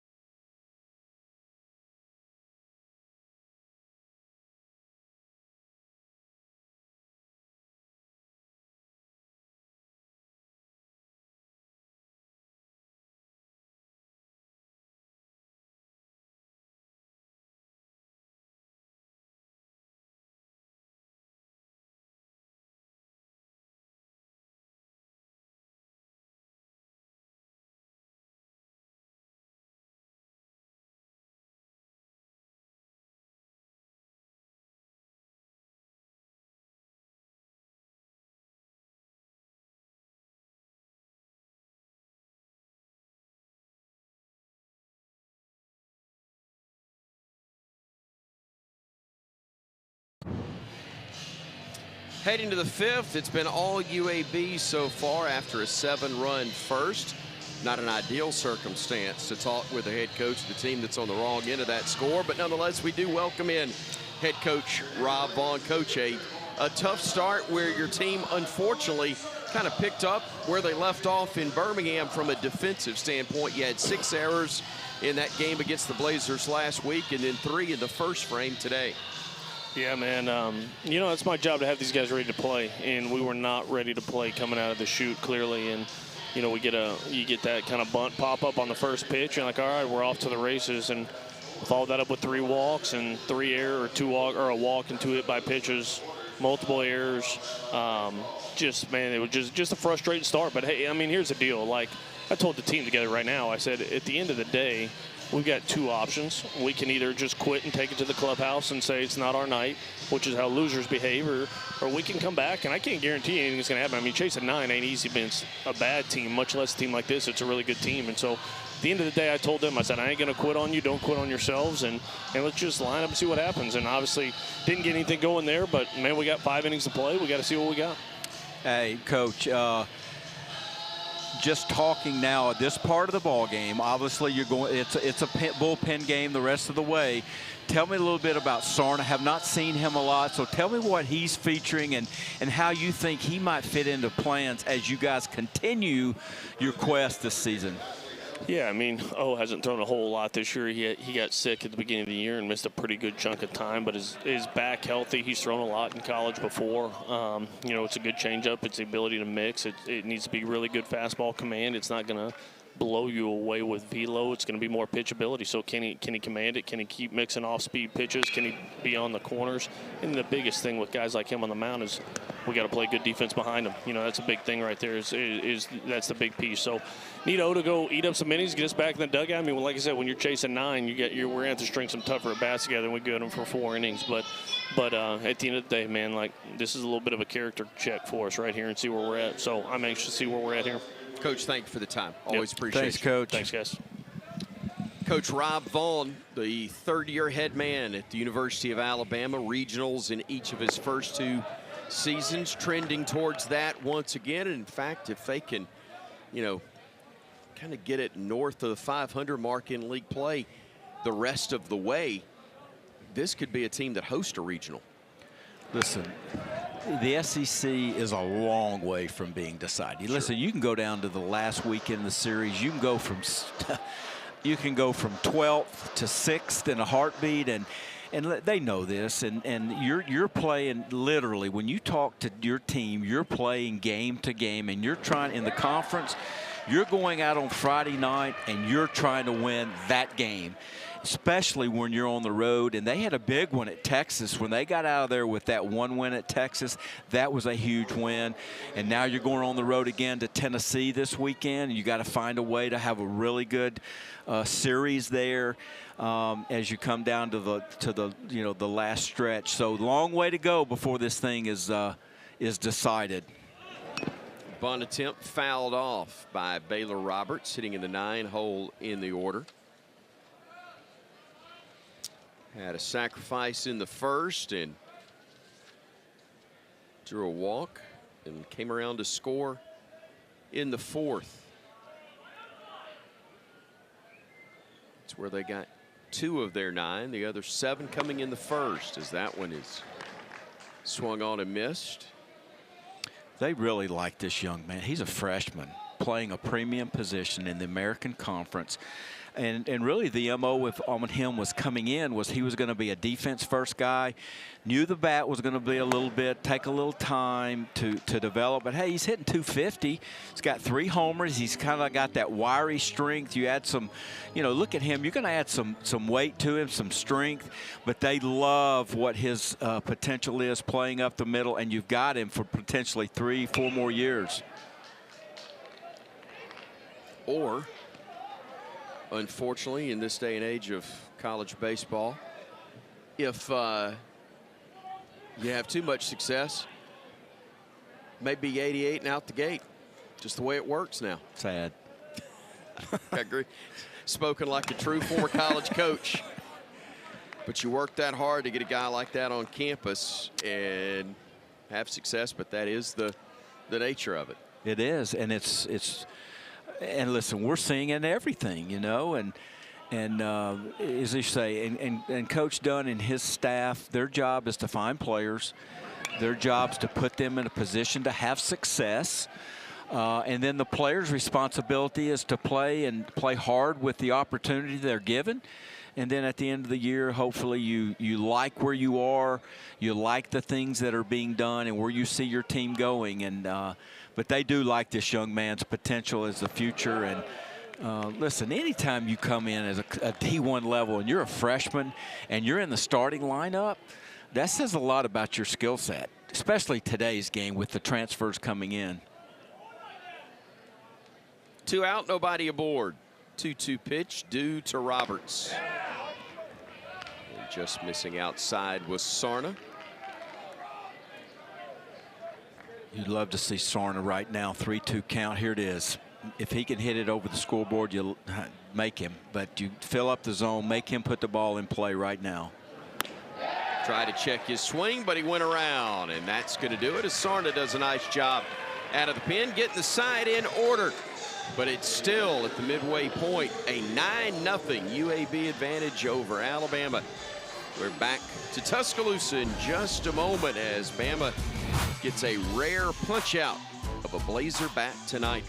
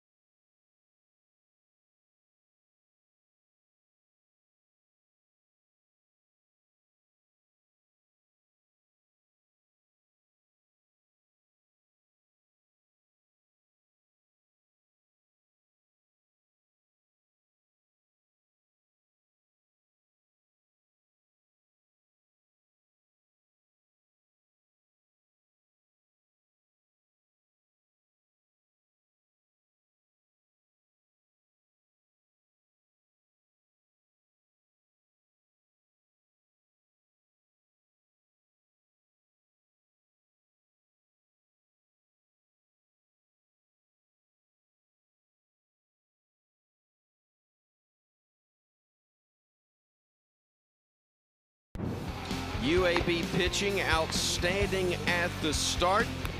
The left-hander, Isaac Warwick, really good through the first 3 frames, and then he gives way to a right-hander in Riley Miller, who was equally impressive. And now they hope to get the same level of success as they go back to the pen and call on a lefty in Connor Keplinger. You look at his numbers there.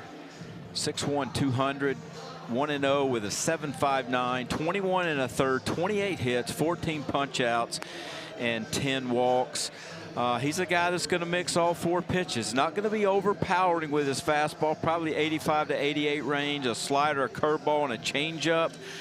He loves to go to the spin with 2 strikes. That's kind of his put-away pitches with the slider, curveball. You look at what UAB's done on the mound tonight. They've got 4 zeros up on the board tonight. And this is going to be a bullpen day a bullpen night the rest of the way. And Casey Dunn and his staff, they love to mix and match with their arms out of the pen. And you're asking guys, hey, can you give me 3 outs? Can you give me an out here? And that's how they're going to manage this game the rest of the way.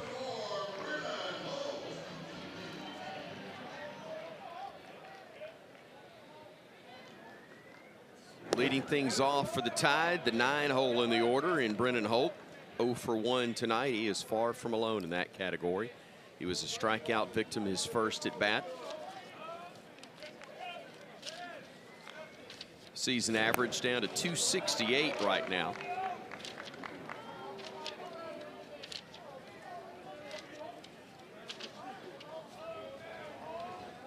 No breeze at the moment. Very pleasant night here in Tuscaloosa. You know, one of the things with this Tide offense is we talked about the struggles they had over at Texas over the weekend with, you know, several punch outs on that weekend series. But, you know, hitting is such a the ebbs and flows of hitting. You look at the 2 previous weekends when they were playing against Florida and Auburn, and just everything was falling, had great at-bats, timely hitting, runners in scoring position, they were scoring. And a lot of times, hey, you look at, hey, who are you facing? They have a lot to do with how you're hitting. And obviously over at Texas, they were facing quality arms. And then tonight, the UAB pitching has done a nice job of squelching the offense. So, you know, you just got to keep, as Coach Vaughn said, you got to keep grinding at bats, and don't give in at bats. Make the bat go 6-7 pitches if you can, and just keep grinding. You got 5 innings to try to cut into this lead. Payoff. Good cut. Came up empty. And the leadoff man retired. Keplinger gets a punch out. There's that. It's just a fastball. Again, just a little elevated and swings under it. You see it. You think you can get on it. And it's just not great velocity, but in a great location. And Holt can't quite get on it. Now you got the leadoff man out again for the Blazers, which they've done a nice job of doing that in these first 4+ innings. Fowler fouling off the first pitch. He's had a fly out and a pop out. Excuse me, a fly out and a fielder's choice tonight.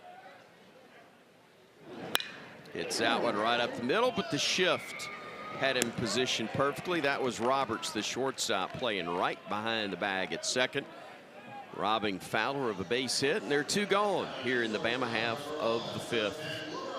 Probably a week ago, that ball finds a hole. Tonight, it's right to the shortstop. You know, that's just the nature of this business, man. And that's why the adversity that you face as a player, that if you can learn to handle that, you can play the game a long time, and being able to handle failing, because it's going to happen. And you know, Alabama just needs to, as Coach said, couldn't say it any better, is just, hey, I want to see you grind for me regardless of what the outcome is. We need to compete for the rest of this ball game and not give in.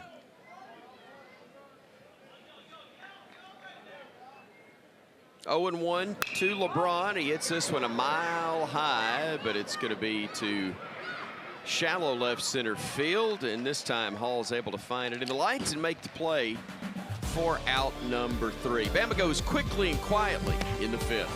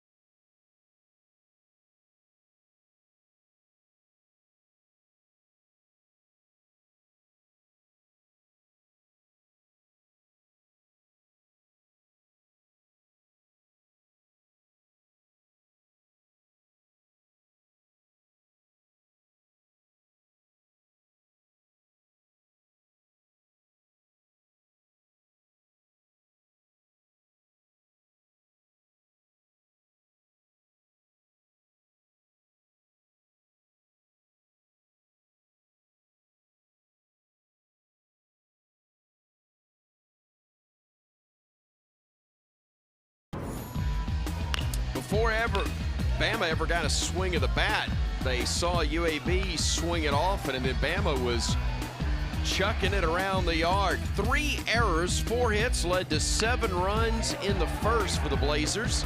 And then in the 4th, the 4th error of the day for the Crimson Tide would contribute to a pair of runs crossing again for the Blazers, and they lead it now 9-0 in the top of the order. Stands back in as Left-handed hitting center fielder Kevin Hall Jr. is back in. A single in the 4th inning. As he lines that one foul to left. Popped out trying to bunt his first at bat in inning number 1 and then grounded out to short later in that same frame.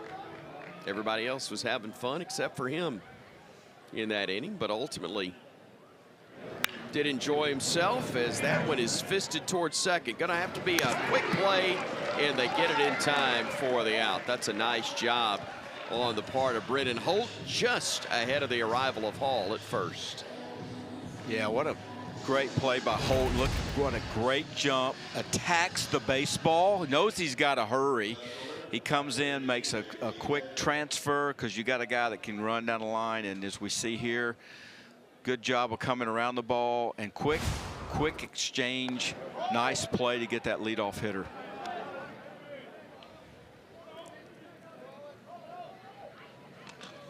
Want to know the count to J.P. Head, who has walked, singled twice, and scored a run tonight. He's also had an RBI. That's the one piece of our pregame stuff that has played out. J.P. Head swinging the bat for you, and the Blazers swinging it and running it well also.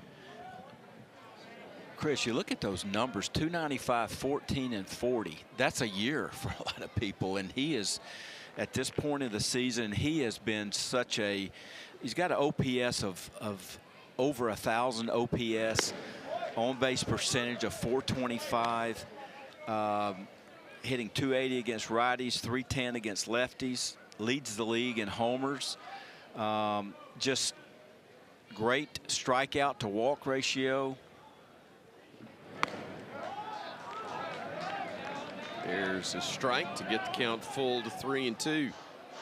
And Coach Dunn said he had really been struggling over the last couple of weeks, trying to find his swing after having that concussion. He was kind of struggling a little bit. Nice job by Sarna there as he goes up the ladder. But John Paul Head's had a really solid year for the Blazers. Well, if you're Bama, you're looking for bright spots right now, and the effort on the hill from Owen Sarna, retiring the 4 men that he's faced, would fall into that category, the 5 men, I should say, that he's faced now. Yeah, and we talked about it earlier of, okay, what is your job? One is, listen, we're at midway part of this game. My job is to pitch as long as I have, as long as the coaching staff wants me to pitch. And I am trying to be evaluated as, can I be a part of this bullpen that can help us win games, not only in midweek, but on the weekend? And as Coach Fawn said, he's only had 4 innings of work because of some injuries and some sickness. And so he's a guy that you look to, maybe he can give you some help down the line. Landon Beaver, a solid single to right field, the first base runner against Sarna, and a no-doubter on that one. Well hit through the right side of the infield as the catcher Max Price will come back to the plate. He was hit by a pitch and came around to score on an error in that 7-run first. Struck out in the second, walked in his other plate appearance in the 4th. Takes ball 1 outside.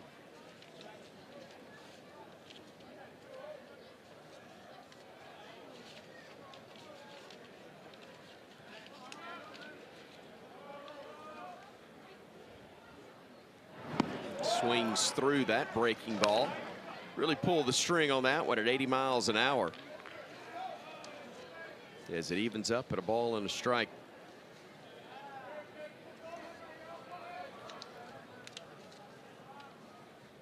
For Alabama, you're just trying to play baseball from this point on, not think about the deficit, just see if you can get outs defensively and find a way to manufacture something finally on offense. But if UAB, you don't want to take the foot off the gas.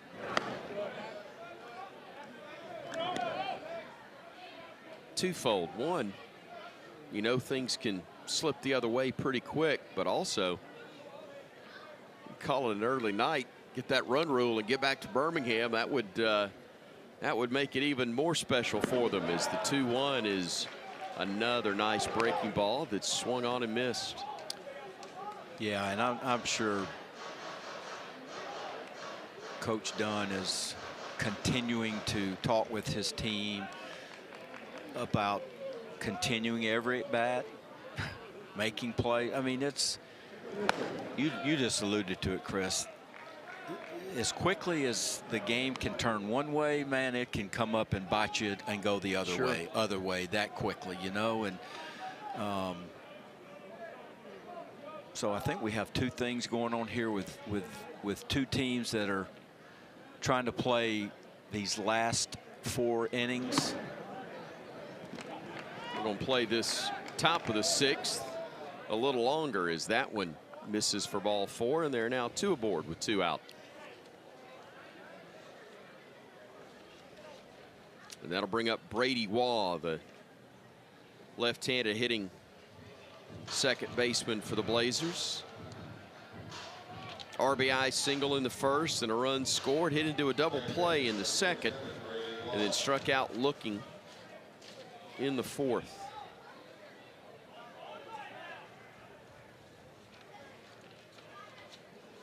Two aboard with 2 out, and a fastball misses down and in. More activity in the Bama bullpen, we're told. Austin Morris, the big right-hander, loosening up.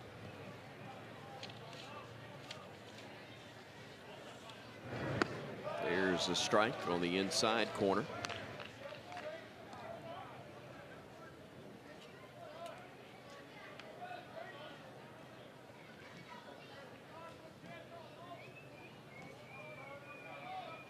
Morris is a big one, and a veteran in the pen. That one swung on and missed. Nice pitch, almost hit 90 on the gun with that one, but the location made it seem a little as though it had a little more velo to it.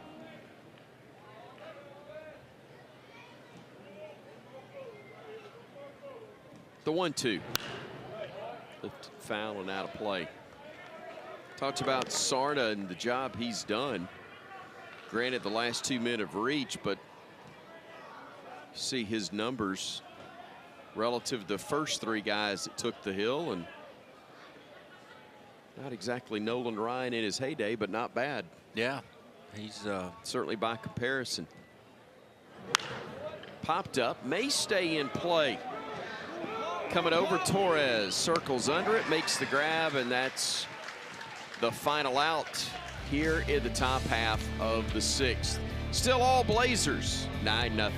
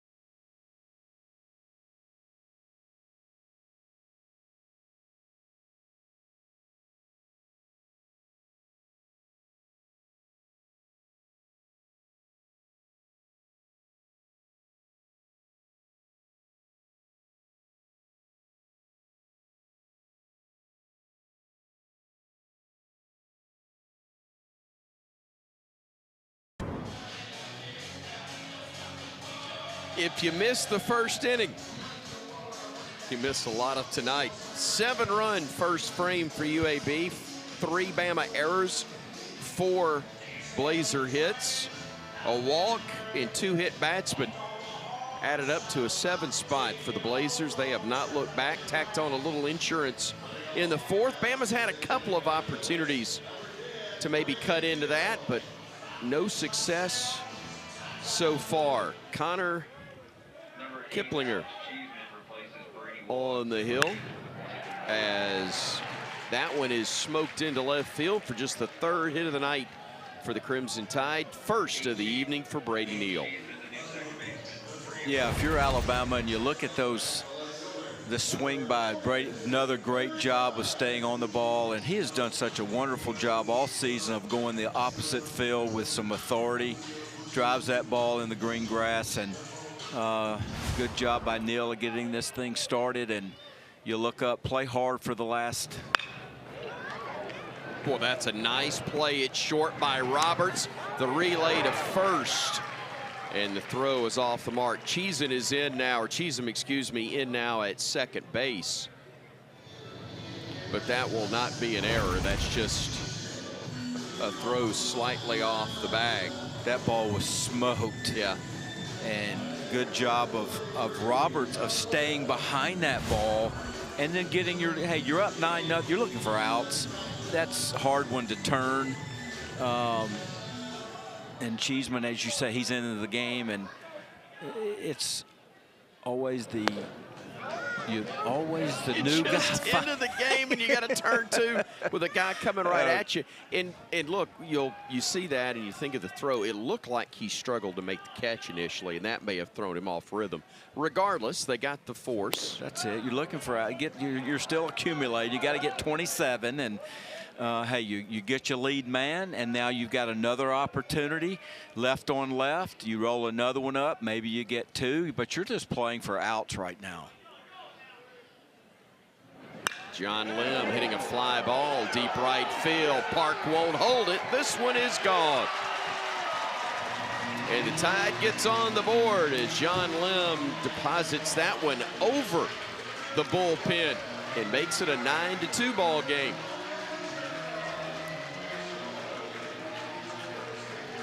Well, there's a pulse.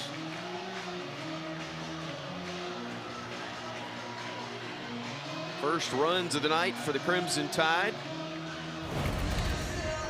We look again right here. Looks like it's a hanging slider. Yes, right in his wheelhouse. And listen, John Lim knows what to do when he gets a pitch like that.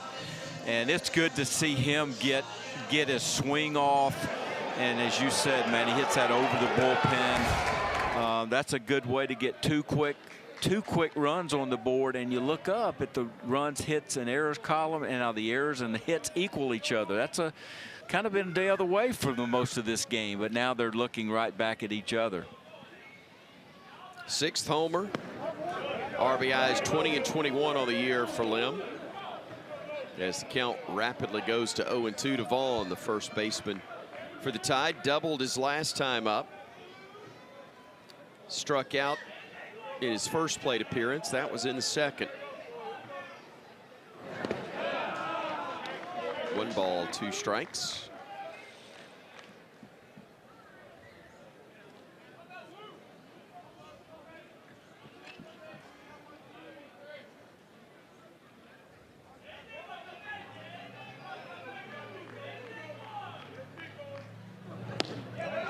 Off speed high. The count evens at 2-2.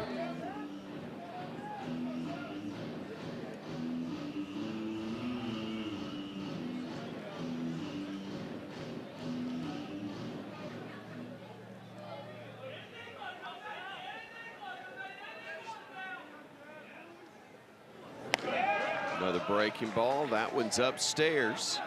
And the count's full now, 3-2. If you're Mike Papio, who runs the offense in terms of plans and things like that, you're just wanting your guys to show you that they're not going to give in, that they're not going to give at bats away. Hey, listen, that's a 6-pitch at bat. Yeah, he chases the ball out of the zone, but he did take it after going down 0-2. He did extend the at bat. You just want to see your guys grinding, man. You just want to see guys not giving in.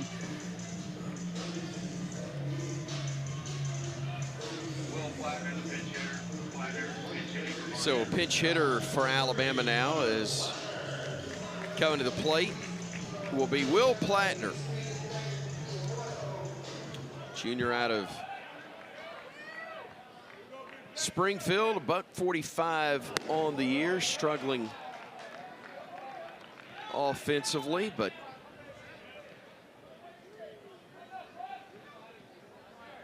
very important part of the roster.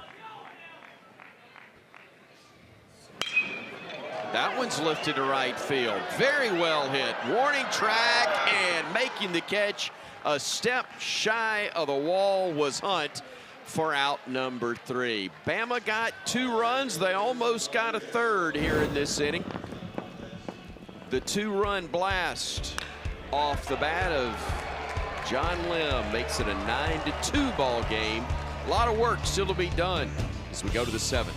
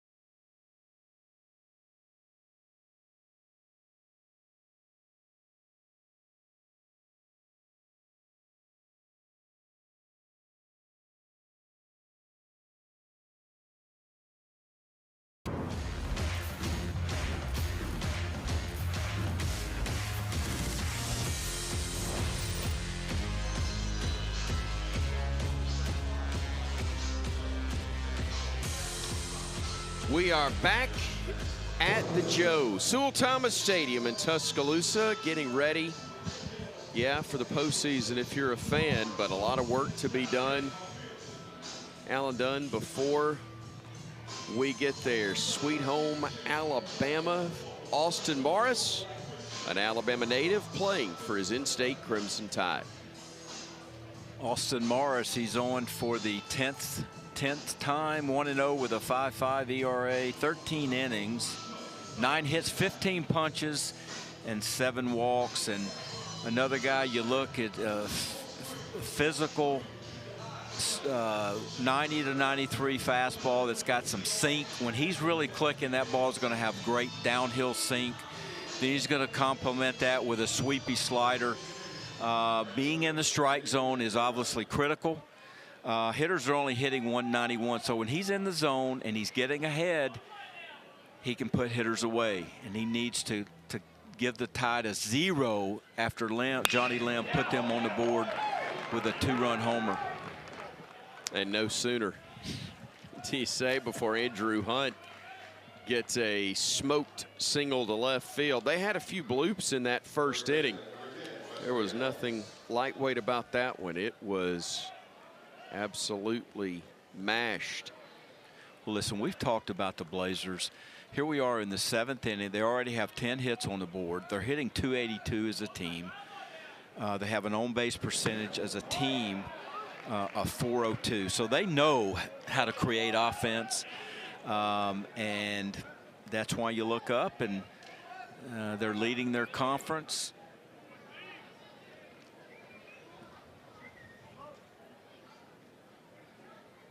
Wesley Helms trying to go the opposite way with the runner moving. It just fouls it off, and the count moves to 0-2. And Wesley Helms is the perfect guy to have in this position to try to hit and run, because he has got such great bat to ball skills. He puts the ball in play, doesn't strike out a lot, and so Coach Dunn still being aggressive even with a 9-2 lead. He wants to get those 2 runs back in this inning. And sails over the top of the head of Helms. Yes, son of Wes Helms, the former major leaguer. In fact, they've got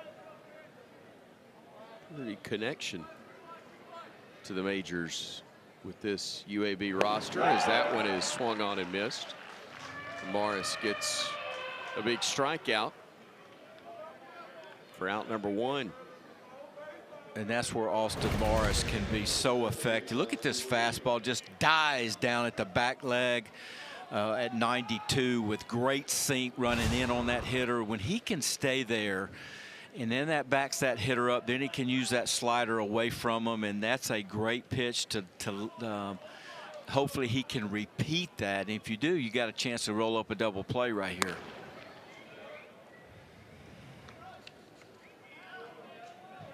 Dupuis, the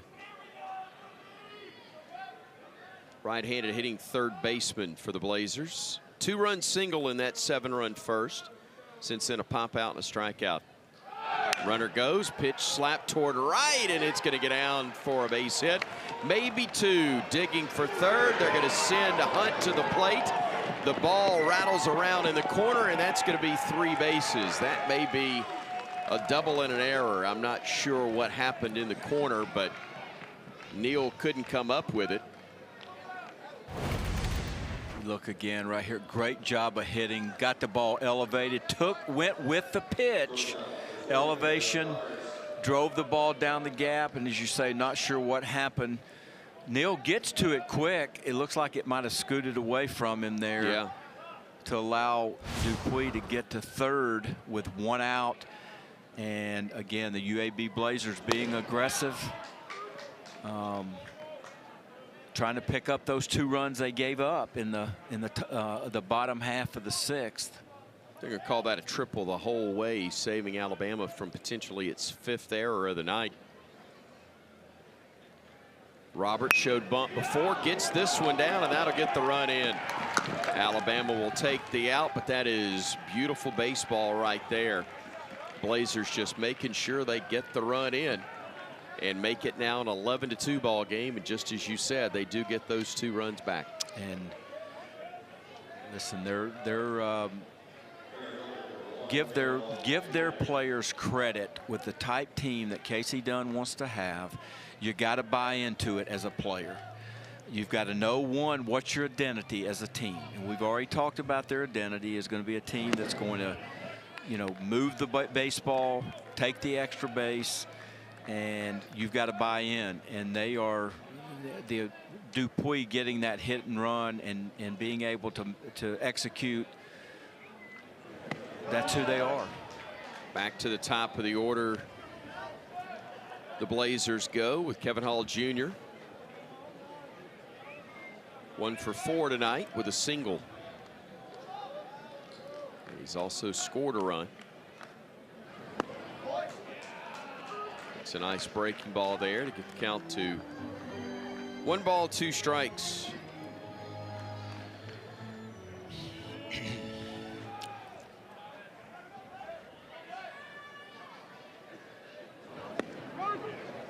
There's a breaking ball that caught him looking, and that'll do it for UAB, but they score 2 more runs in the inning. And as we go to the bottom of the 7th, it's all Blazers on top 11-2.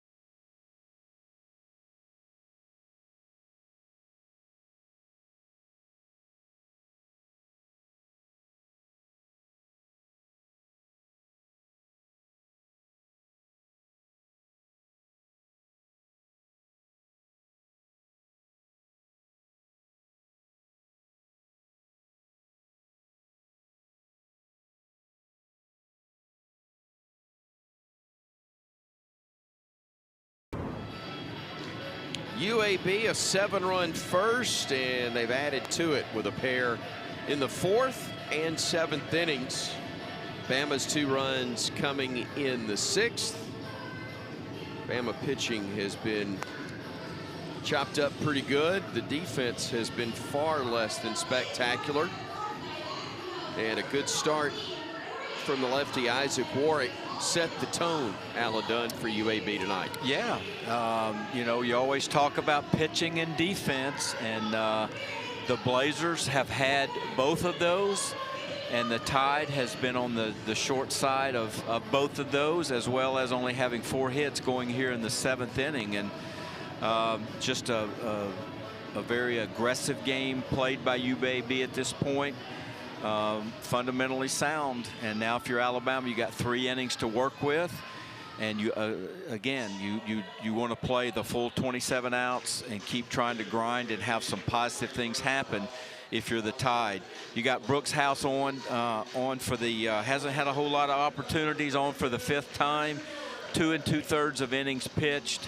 You look at the ERA, 7 hits, 1 walk, or 1 strikeout and 5 walks. And he's a guy that last year he was in the rotation as a freshman, and this year it's just kind of had some struggles, and now trying to get his opportunity to trying to get things going. Jason Torres, the 3rd baseman, fouls off the 1-0 pitch to even things up at a ball and a strike. He walked in the 1st, grounded out in the 4th. Pops that one up a mile high on the infield, but Roberts, the shortstop, is going to camp out under it, make the play for out number 1. We hear the expression Major League pop-up. Is that it? That was one. That was one. Okay. Yeah, that had that good punt hang time on it right there. Ray Guy type. Oh, yes. Ray Guy. Here's Brennan Holtz, 9-hole hitter for the Tide, who struck out twice, once looking, once swinging.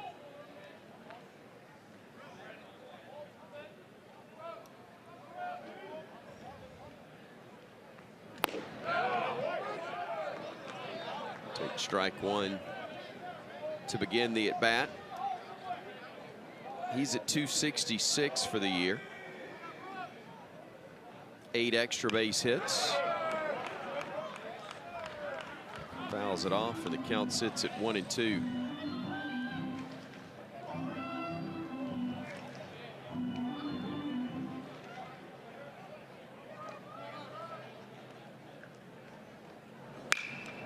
That one is hit. Not quite as high, but again to the shortstop, but again making the out. It will be Roberts.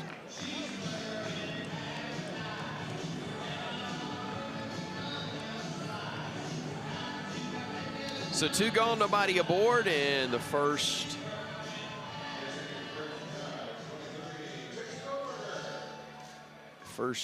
at bat tonight for Chase Kroberger. As that pitch is a strike. The freshman from right here in Tuscaloosa is homered and been hit by a pitch on the year. 3 RBIs and obviously limited at bats, just 24. Driven in 3 runs. 0-2. Fouled that one off. I've been very impressed with the UAB pitching tonight. You look at, they haven't given a lot of free bases away, and they only had 3 over the weekend. 3 walks out of 26 innings pitched at South Florida. You look at Coach B.J. Green there, and I know that's something that they have been addressing. That, hey, listen, we got to get in the zone. We got to give our defense a chance. They play very good defense. They're going to pick it up. And you're looking at, this is going on the 4th game that they've attacked the strike zone, and you see such a totally different team when you do that, and then you get punch outs like that, because hitters will go out of the zone on you when you're pitching ahead. They've attacked from the start, and they have been the more successful squad, up 9 going to the 8th.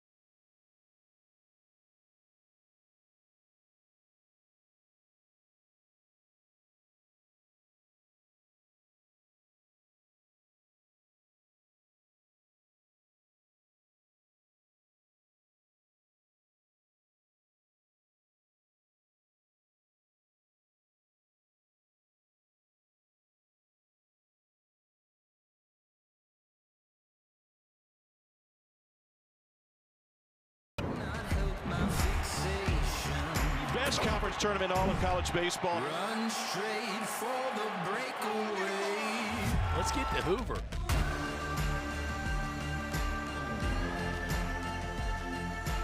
No college baseball tournament better than the one that takes place at the Hoover Met each year.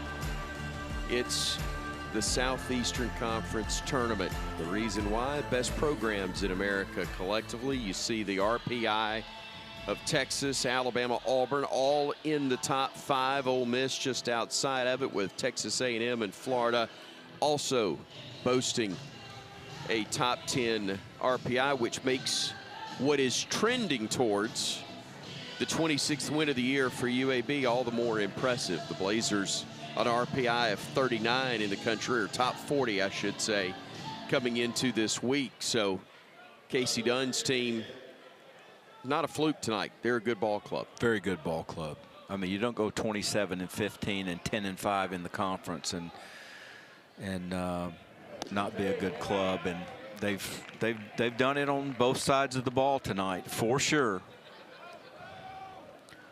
We're looking at Joe Chirado. Yes, thank you for that help Got there. your card. You know, appreciate that. Looking out for you. He is. I just hope I got it right. He's on for the 4th time. You know, 3 1/3 inning, 4 hits, a walk, and a strikeout. But here's a young man that they have high hopes for. A freshman learning about what it takes to play at the D1 level. He was a number 2 outfielder and the 9th best player coming out of Illinois as a two-way guy. And, you know, he's only had 1 at bat and he's only had a few appearances. But you look at his fastball, he's going to work, you know, in that 90 to 92 range. It's got good lateral run. Then he's going to sweep that slider. So you like the potential, and probably go away this summer and get some more innings, and you come back as a sophomore and you want to make your mark. I was close, almost got it. Chirado is the right-hander, and that one is smoked toward left and sinking, but a nice play out there by Hines for the out. I thought that one was going to be in the gap, and then I thought it was going to handcuff Hines, and instead he's able to make the grab. That was absolutely smoked and sinking at the same time. We had a perfect view of the trajectory from our spot.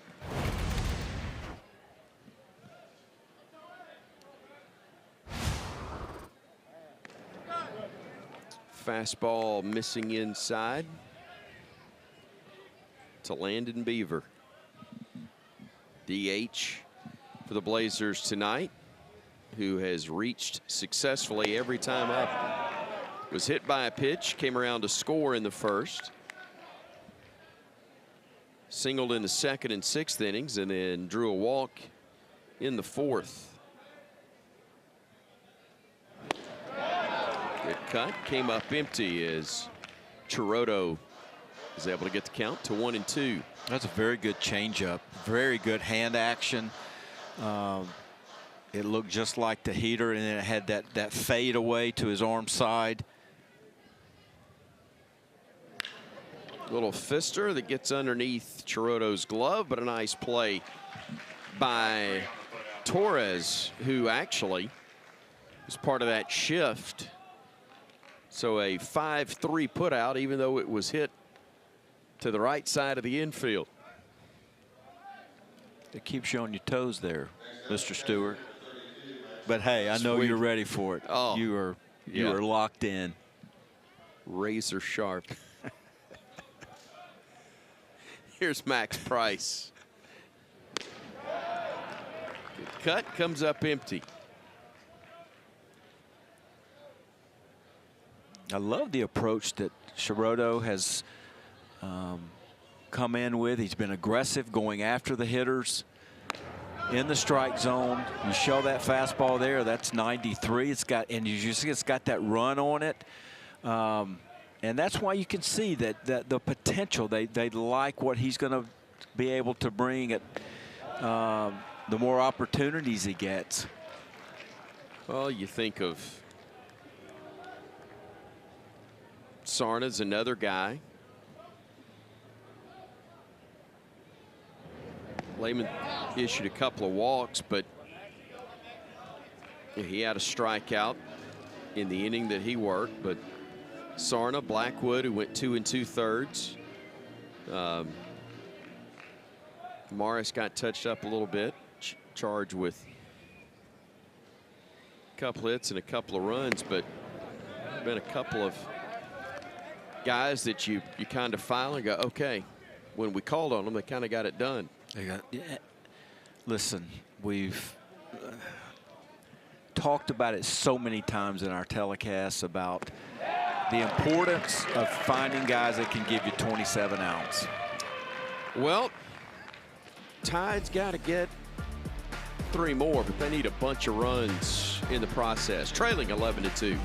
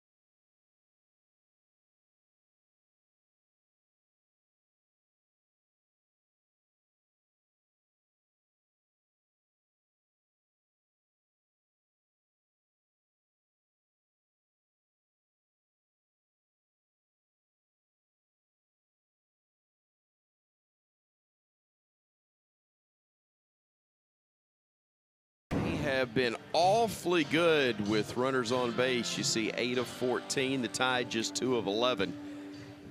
And that's only part of the reason. Those 5 errors also playing a factor. Amazing. Alabama's committed 11 errors in 2 games this week against UAB. They won the first matchup last Tuesday night in Birmingham, but barring one heck of a comeback, Rob Vaughn's squad's going to be on the wrong end of this one. Down to their final 6 outs and down 9 runs.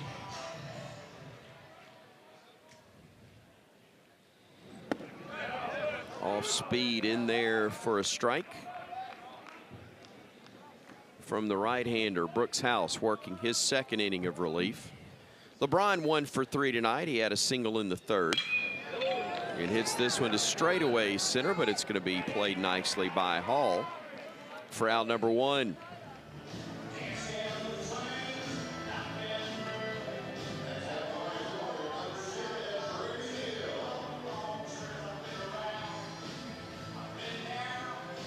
So the leadoff man retired in the Bama 8th, and that'll bring up Brady Neal, who singled in the 6th. Drew a walk in the 3rd and had a ground out in the 1st.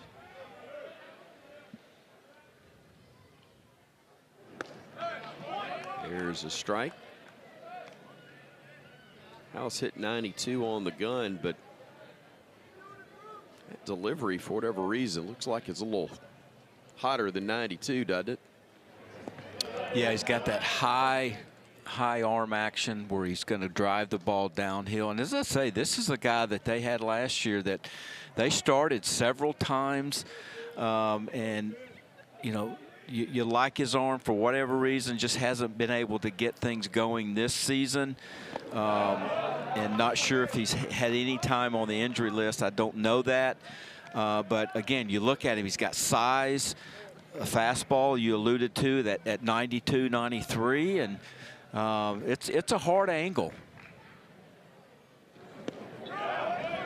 There's a strike. That breaking ball clipped the inside corner on its way through, and the count evens at 2-2.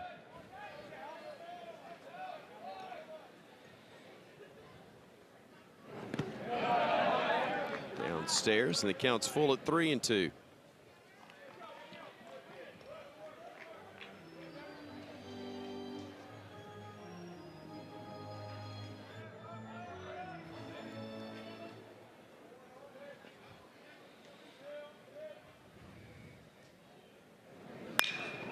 That one's rolled, but right to the second baseman, Cheatham.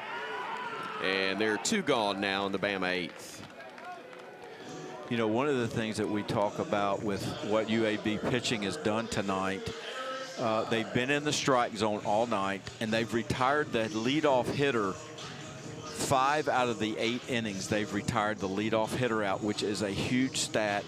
When you're getting that leadoff hitter out, that just changes the whole complexion of an inning, of what you need to do if you're an opposing manager, you know, how you're going to play, you know, whether you're looking for stolen base, whether you, you know, things that you have to be on guard for. And then your middle infielders looking to turn the double play, your outfielders not letting balls get hit over their head. So when that leadoff hitter is out, it just calms things down, and they've done a nice job of doing that tonight with getting 5 of the 8 leadoff hitters out. Here's Eric Hines.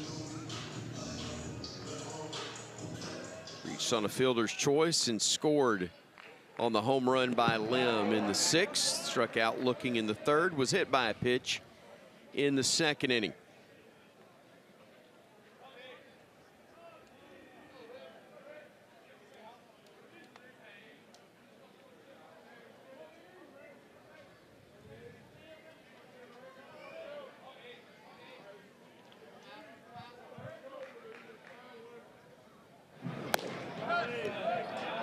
Fastball away, puts the count at 2-0. Brooks House has some good genetics as well. His brother's a big leaguer with the Washington Nationals. So some good genetics in that family. Roller out to short, gobbled up by Roberts, and the Tide goes in order once again. To the 9th we go. UAB on top, 11-2 when we come back to T-Town.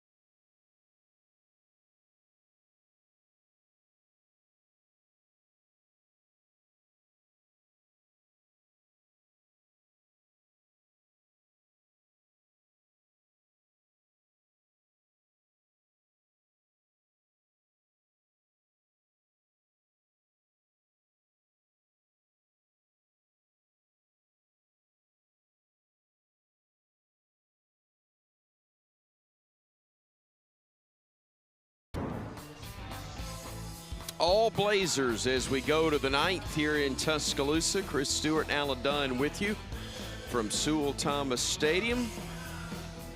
The Blazers will face another new right-hander for the Crimson Tide. Zach Kittrell, the senior righty out of Mobile, taking the mound. Zach Kittrell, this will be his first outing on the season. So there's, no numbers for him. He did have some games last year in 2025. Had pitched in 5 games last year. Had 4 2/3 inning. Had 6 strikeouts and 5 walks. He's a guy that has shown a live arm. He has gotten his fastball up to 95 in the past, and a slider that will show some late depth. One of the keys is consistency and command and control. But another guy that they're giving an opportunity to, and hey, you come in and show what you can do and see if you get another opportunity to get the ball. Played at Pensacola State College before making his way to the University of Alabama.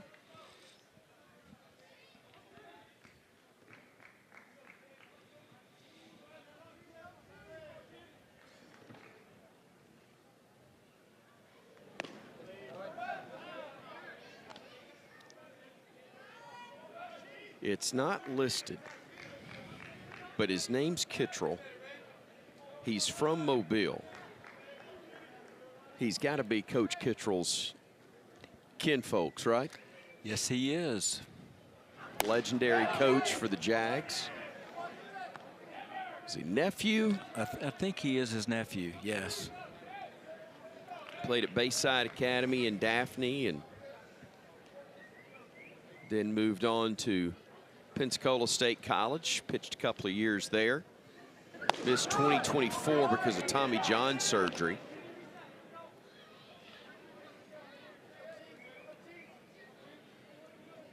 He's got a nice body. He's athletic. Arm is quick. He's got some velo in there. It's just you got to, try to find to get across that 17-inch white thing a little bit more consistently. And also, again, when you haven't seen action since last year, game action. I know you have scrimmages, you have live opportunities, but it's not quite the same, is it? Absolutely not. And that's a winning pitch right there. 3-1 heater, fastball count, bottom of the zone. Hey, you repeat that pitch right now and take your chances.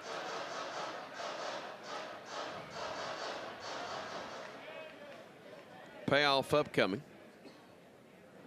And reach back for a little something extra right there.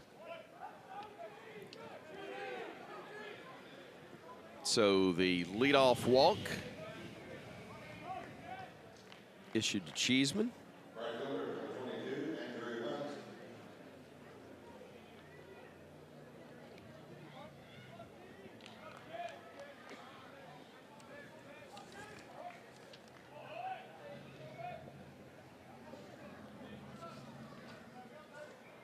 Here's Andrew Hunt.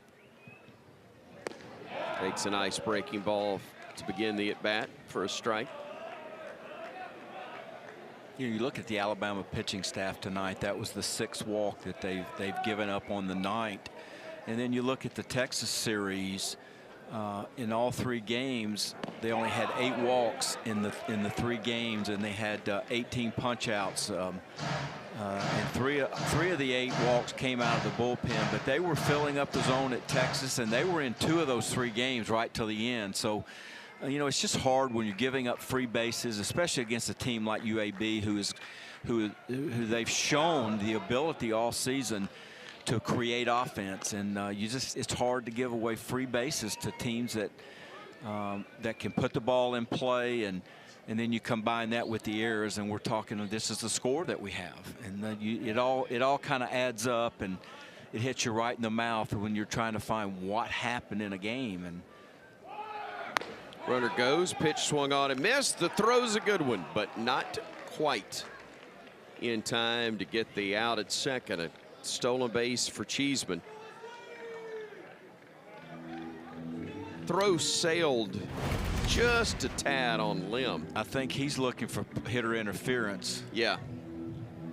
Boy, And that looked awfully close It at second, did. didn't it?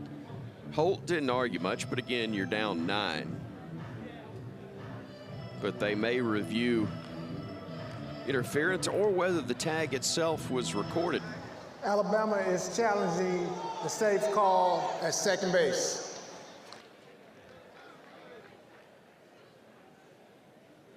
Hey, and why not? You've got them. Yeah. Let's don't go home with them, right? All right, and you're also, again, you owe it to Kittrell to try to see if you can get this. You're asking your guys to play to the end, and that's something you'd question.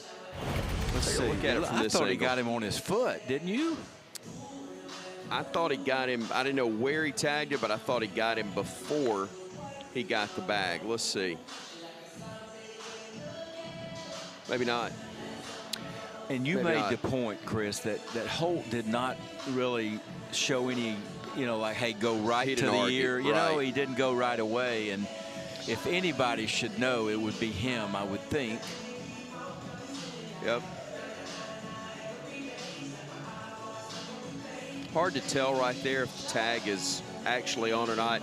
I will say this, there's no way you could be in a better spot than Augustus Griffin was, the umpire. He did the great job of getting himself in position. I don't know if the call's right or not.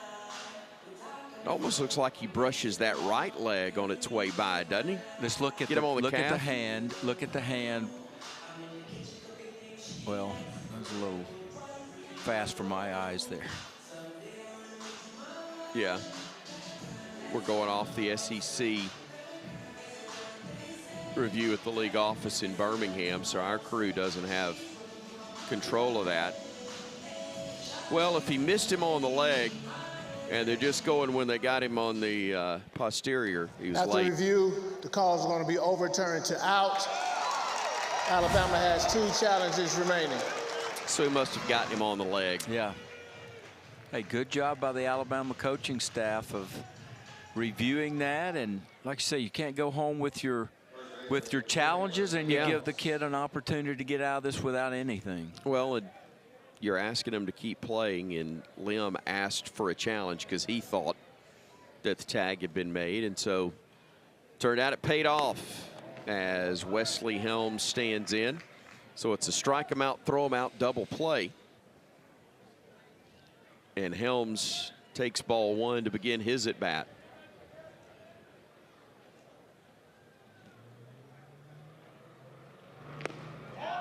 There's a strike to the knees, and the count evens up at 1-1.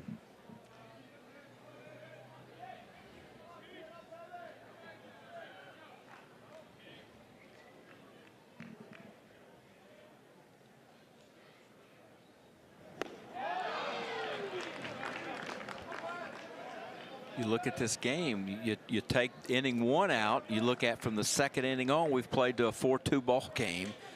And just Alabama got behind in that deficit with a 7 spot there, and that's hard to overcome. But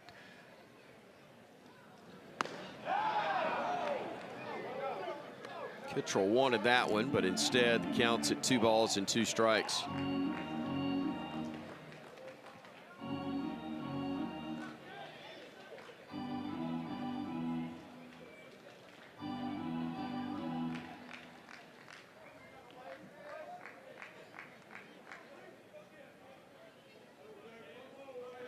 Two out, nobody aboard. 2-2 pitch from Kittrell. Off the end of the bat towards center field, sinking, and Hines with great effort is able to get there and make the grab for out number 3. So the Tide with some nice work defensively in the ninth, but they'll need some real fireworks offensively. As we head to break, you see Hines with the grab as the Tide trails by 9.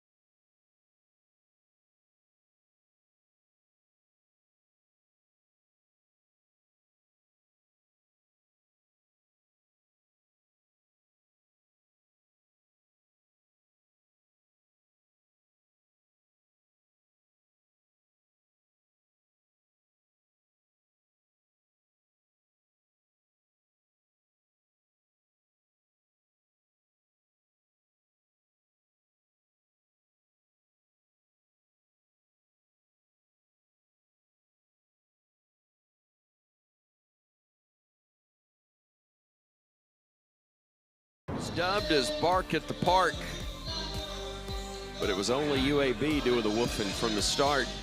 7-run first. They lead at 11-2, heading to the bottom of the ninth. UAB trying to beat a top 15 team for the second time this year. Got Florida earlier and trying to get the Tide right here in Tuscaloosa as JoJo Williamson will get a chance to swing the bat, the pinch hitter for the Crimson Tide. Hartselle, Alabama native in his second year college baseball. It's a breaking ball down and in, and the count evens at 1-1. Just the fourth at bat this year for Williamson. He scored a couple of runs with a walk, and he's been hit by a pitch. So when he gets on, he's productive, but he tried to check his swing, couldn't, and he goes around. Yeah, he missed time early on with an injury, and you know that kind of put him behind a little bit, and you know he's been trying to work his way back in there, and you know here's an opportunity to get an AB, and lifts it foul and out of play.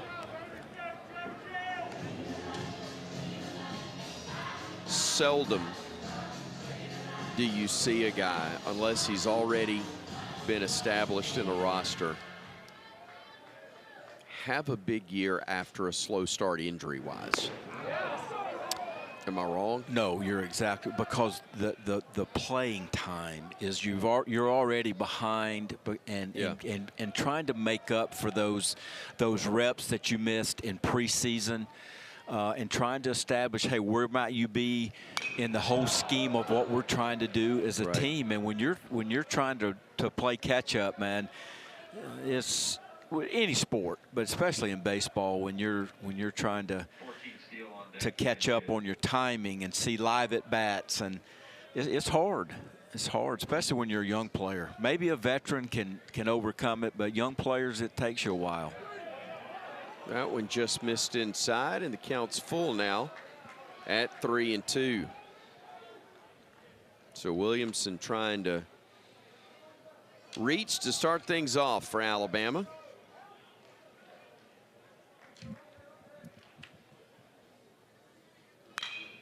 Pops that one up. Shallow center field. Camping out under it, making the play is Hall for out number 1. I think when Alabama goes back to evaluate this game, and if you're Mike Papio, when you're going to talk to your hitters, we've seen a lot of balls hit in the air tonight like that, just and with not much authority on them. Just a lot of weak fly balls, and that's something that I'm sure they're going to address. Hey, what's our approach, and you know, how do we combat? And as we see another one that's yeah, that's Peyton Steele. Gave that one a pretty good ride, but the park's going to hold it. And Hall makes another grab for out number 2. But yeah, Peyton Steele, who we talked about early in the season, not so much as of late, but gave that one a pretty good poke. But it's just out number 2. And listen, you give credit where it's due, and UAB's pitching has been in the zone. They've been able to get a lot of early count outs, and they just haven't given a lot of free things. And when you do that as an offense, you may go out of the zone and not swing at quality pitches, and you end up with 4 hits on the night. Will Plattner getting his second at bat of the night, hitting in the DH role. Takes that one down and away and gets ahead 2-0. He flew out to deep right field his first time up.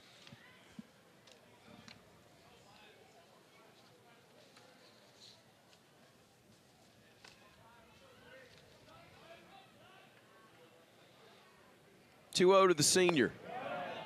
Downstairs, and it's 3-0.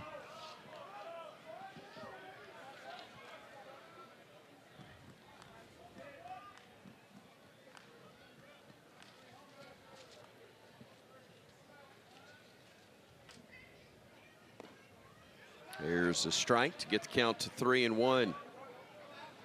I said a senior. He's actually a fourth-year junior out of Springfield, Illinois. transferred from Ole Miss. Rolls that one through the whole left side for a base hit. Just the 5th hit of the game for Alabama to go with their 5 errors. 6 Evan Taylor, the pinch hitter. And another pinch hitter, Evan Taylor, grabbing the bat, get an opportunity. Only the 5th at bat for him.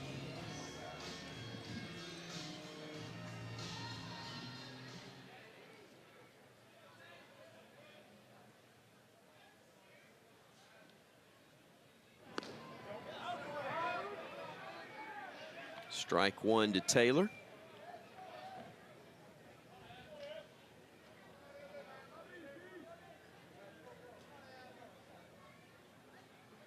Six feet, 195, and a freshman out of Ocean City, New Jersey.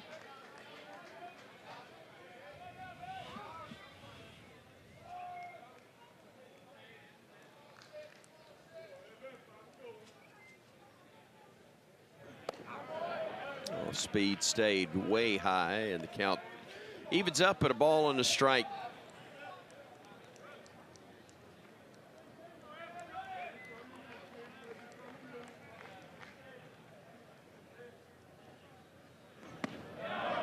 Again, missing high as House.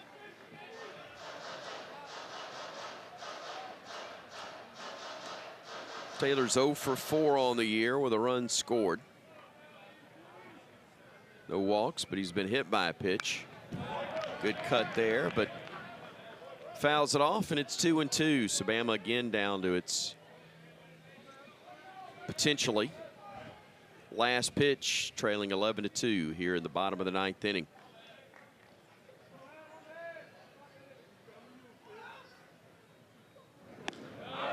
That one's low and away, and the count's now full. So Plattner will get a running start over at first.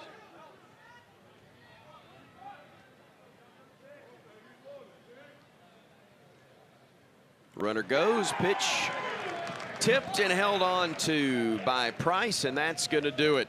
UAB with the 11-2 win over Alabama, improving their record to 26-15 on the year. Bama slides to 28-14, and the series on the year evens up at 1 game apiece. When we come back, we'll talk with one of the stars for Casey Dunn tonight. It's his left fielder, J.P. Head. Back to Tuscaloosa in just a moment here on the SEC Network.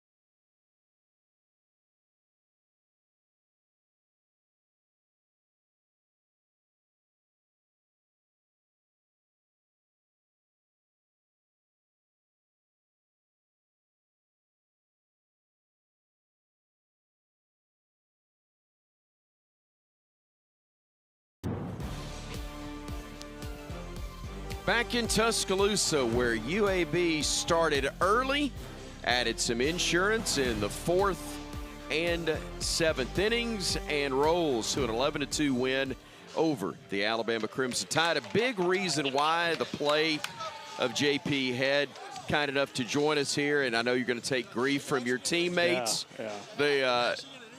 But I'm actually getting interviewed right now, bro. Actually getting an interview right now. Congratulations. Tell me what this one was like, especially a week after Alabama gave you some opportunities and you guys couldn't fully take advantage. Yeah, this was a good one for us. Last week it was a similar story for them, except they had a little bit more hits. They weren't playing too clean in the field, and we just weren't capitalizing on it. This week, though, different story, and we were knocking around pretty good. And just hats off to those pitchers. They did a phenomenal job. Yeah, John Paul Allen Dunn here. Yeah, I would definitely agree. I think it starts on the bump, and then offensively what you guys have been able to do all season.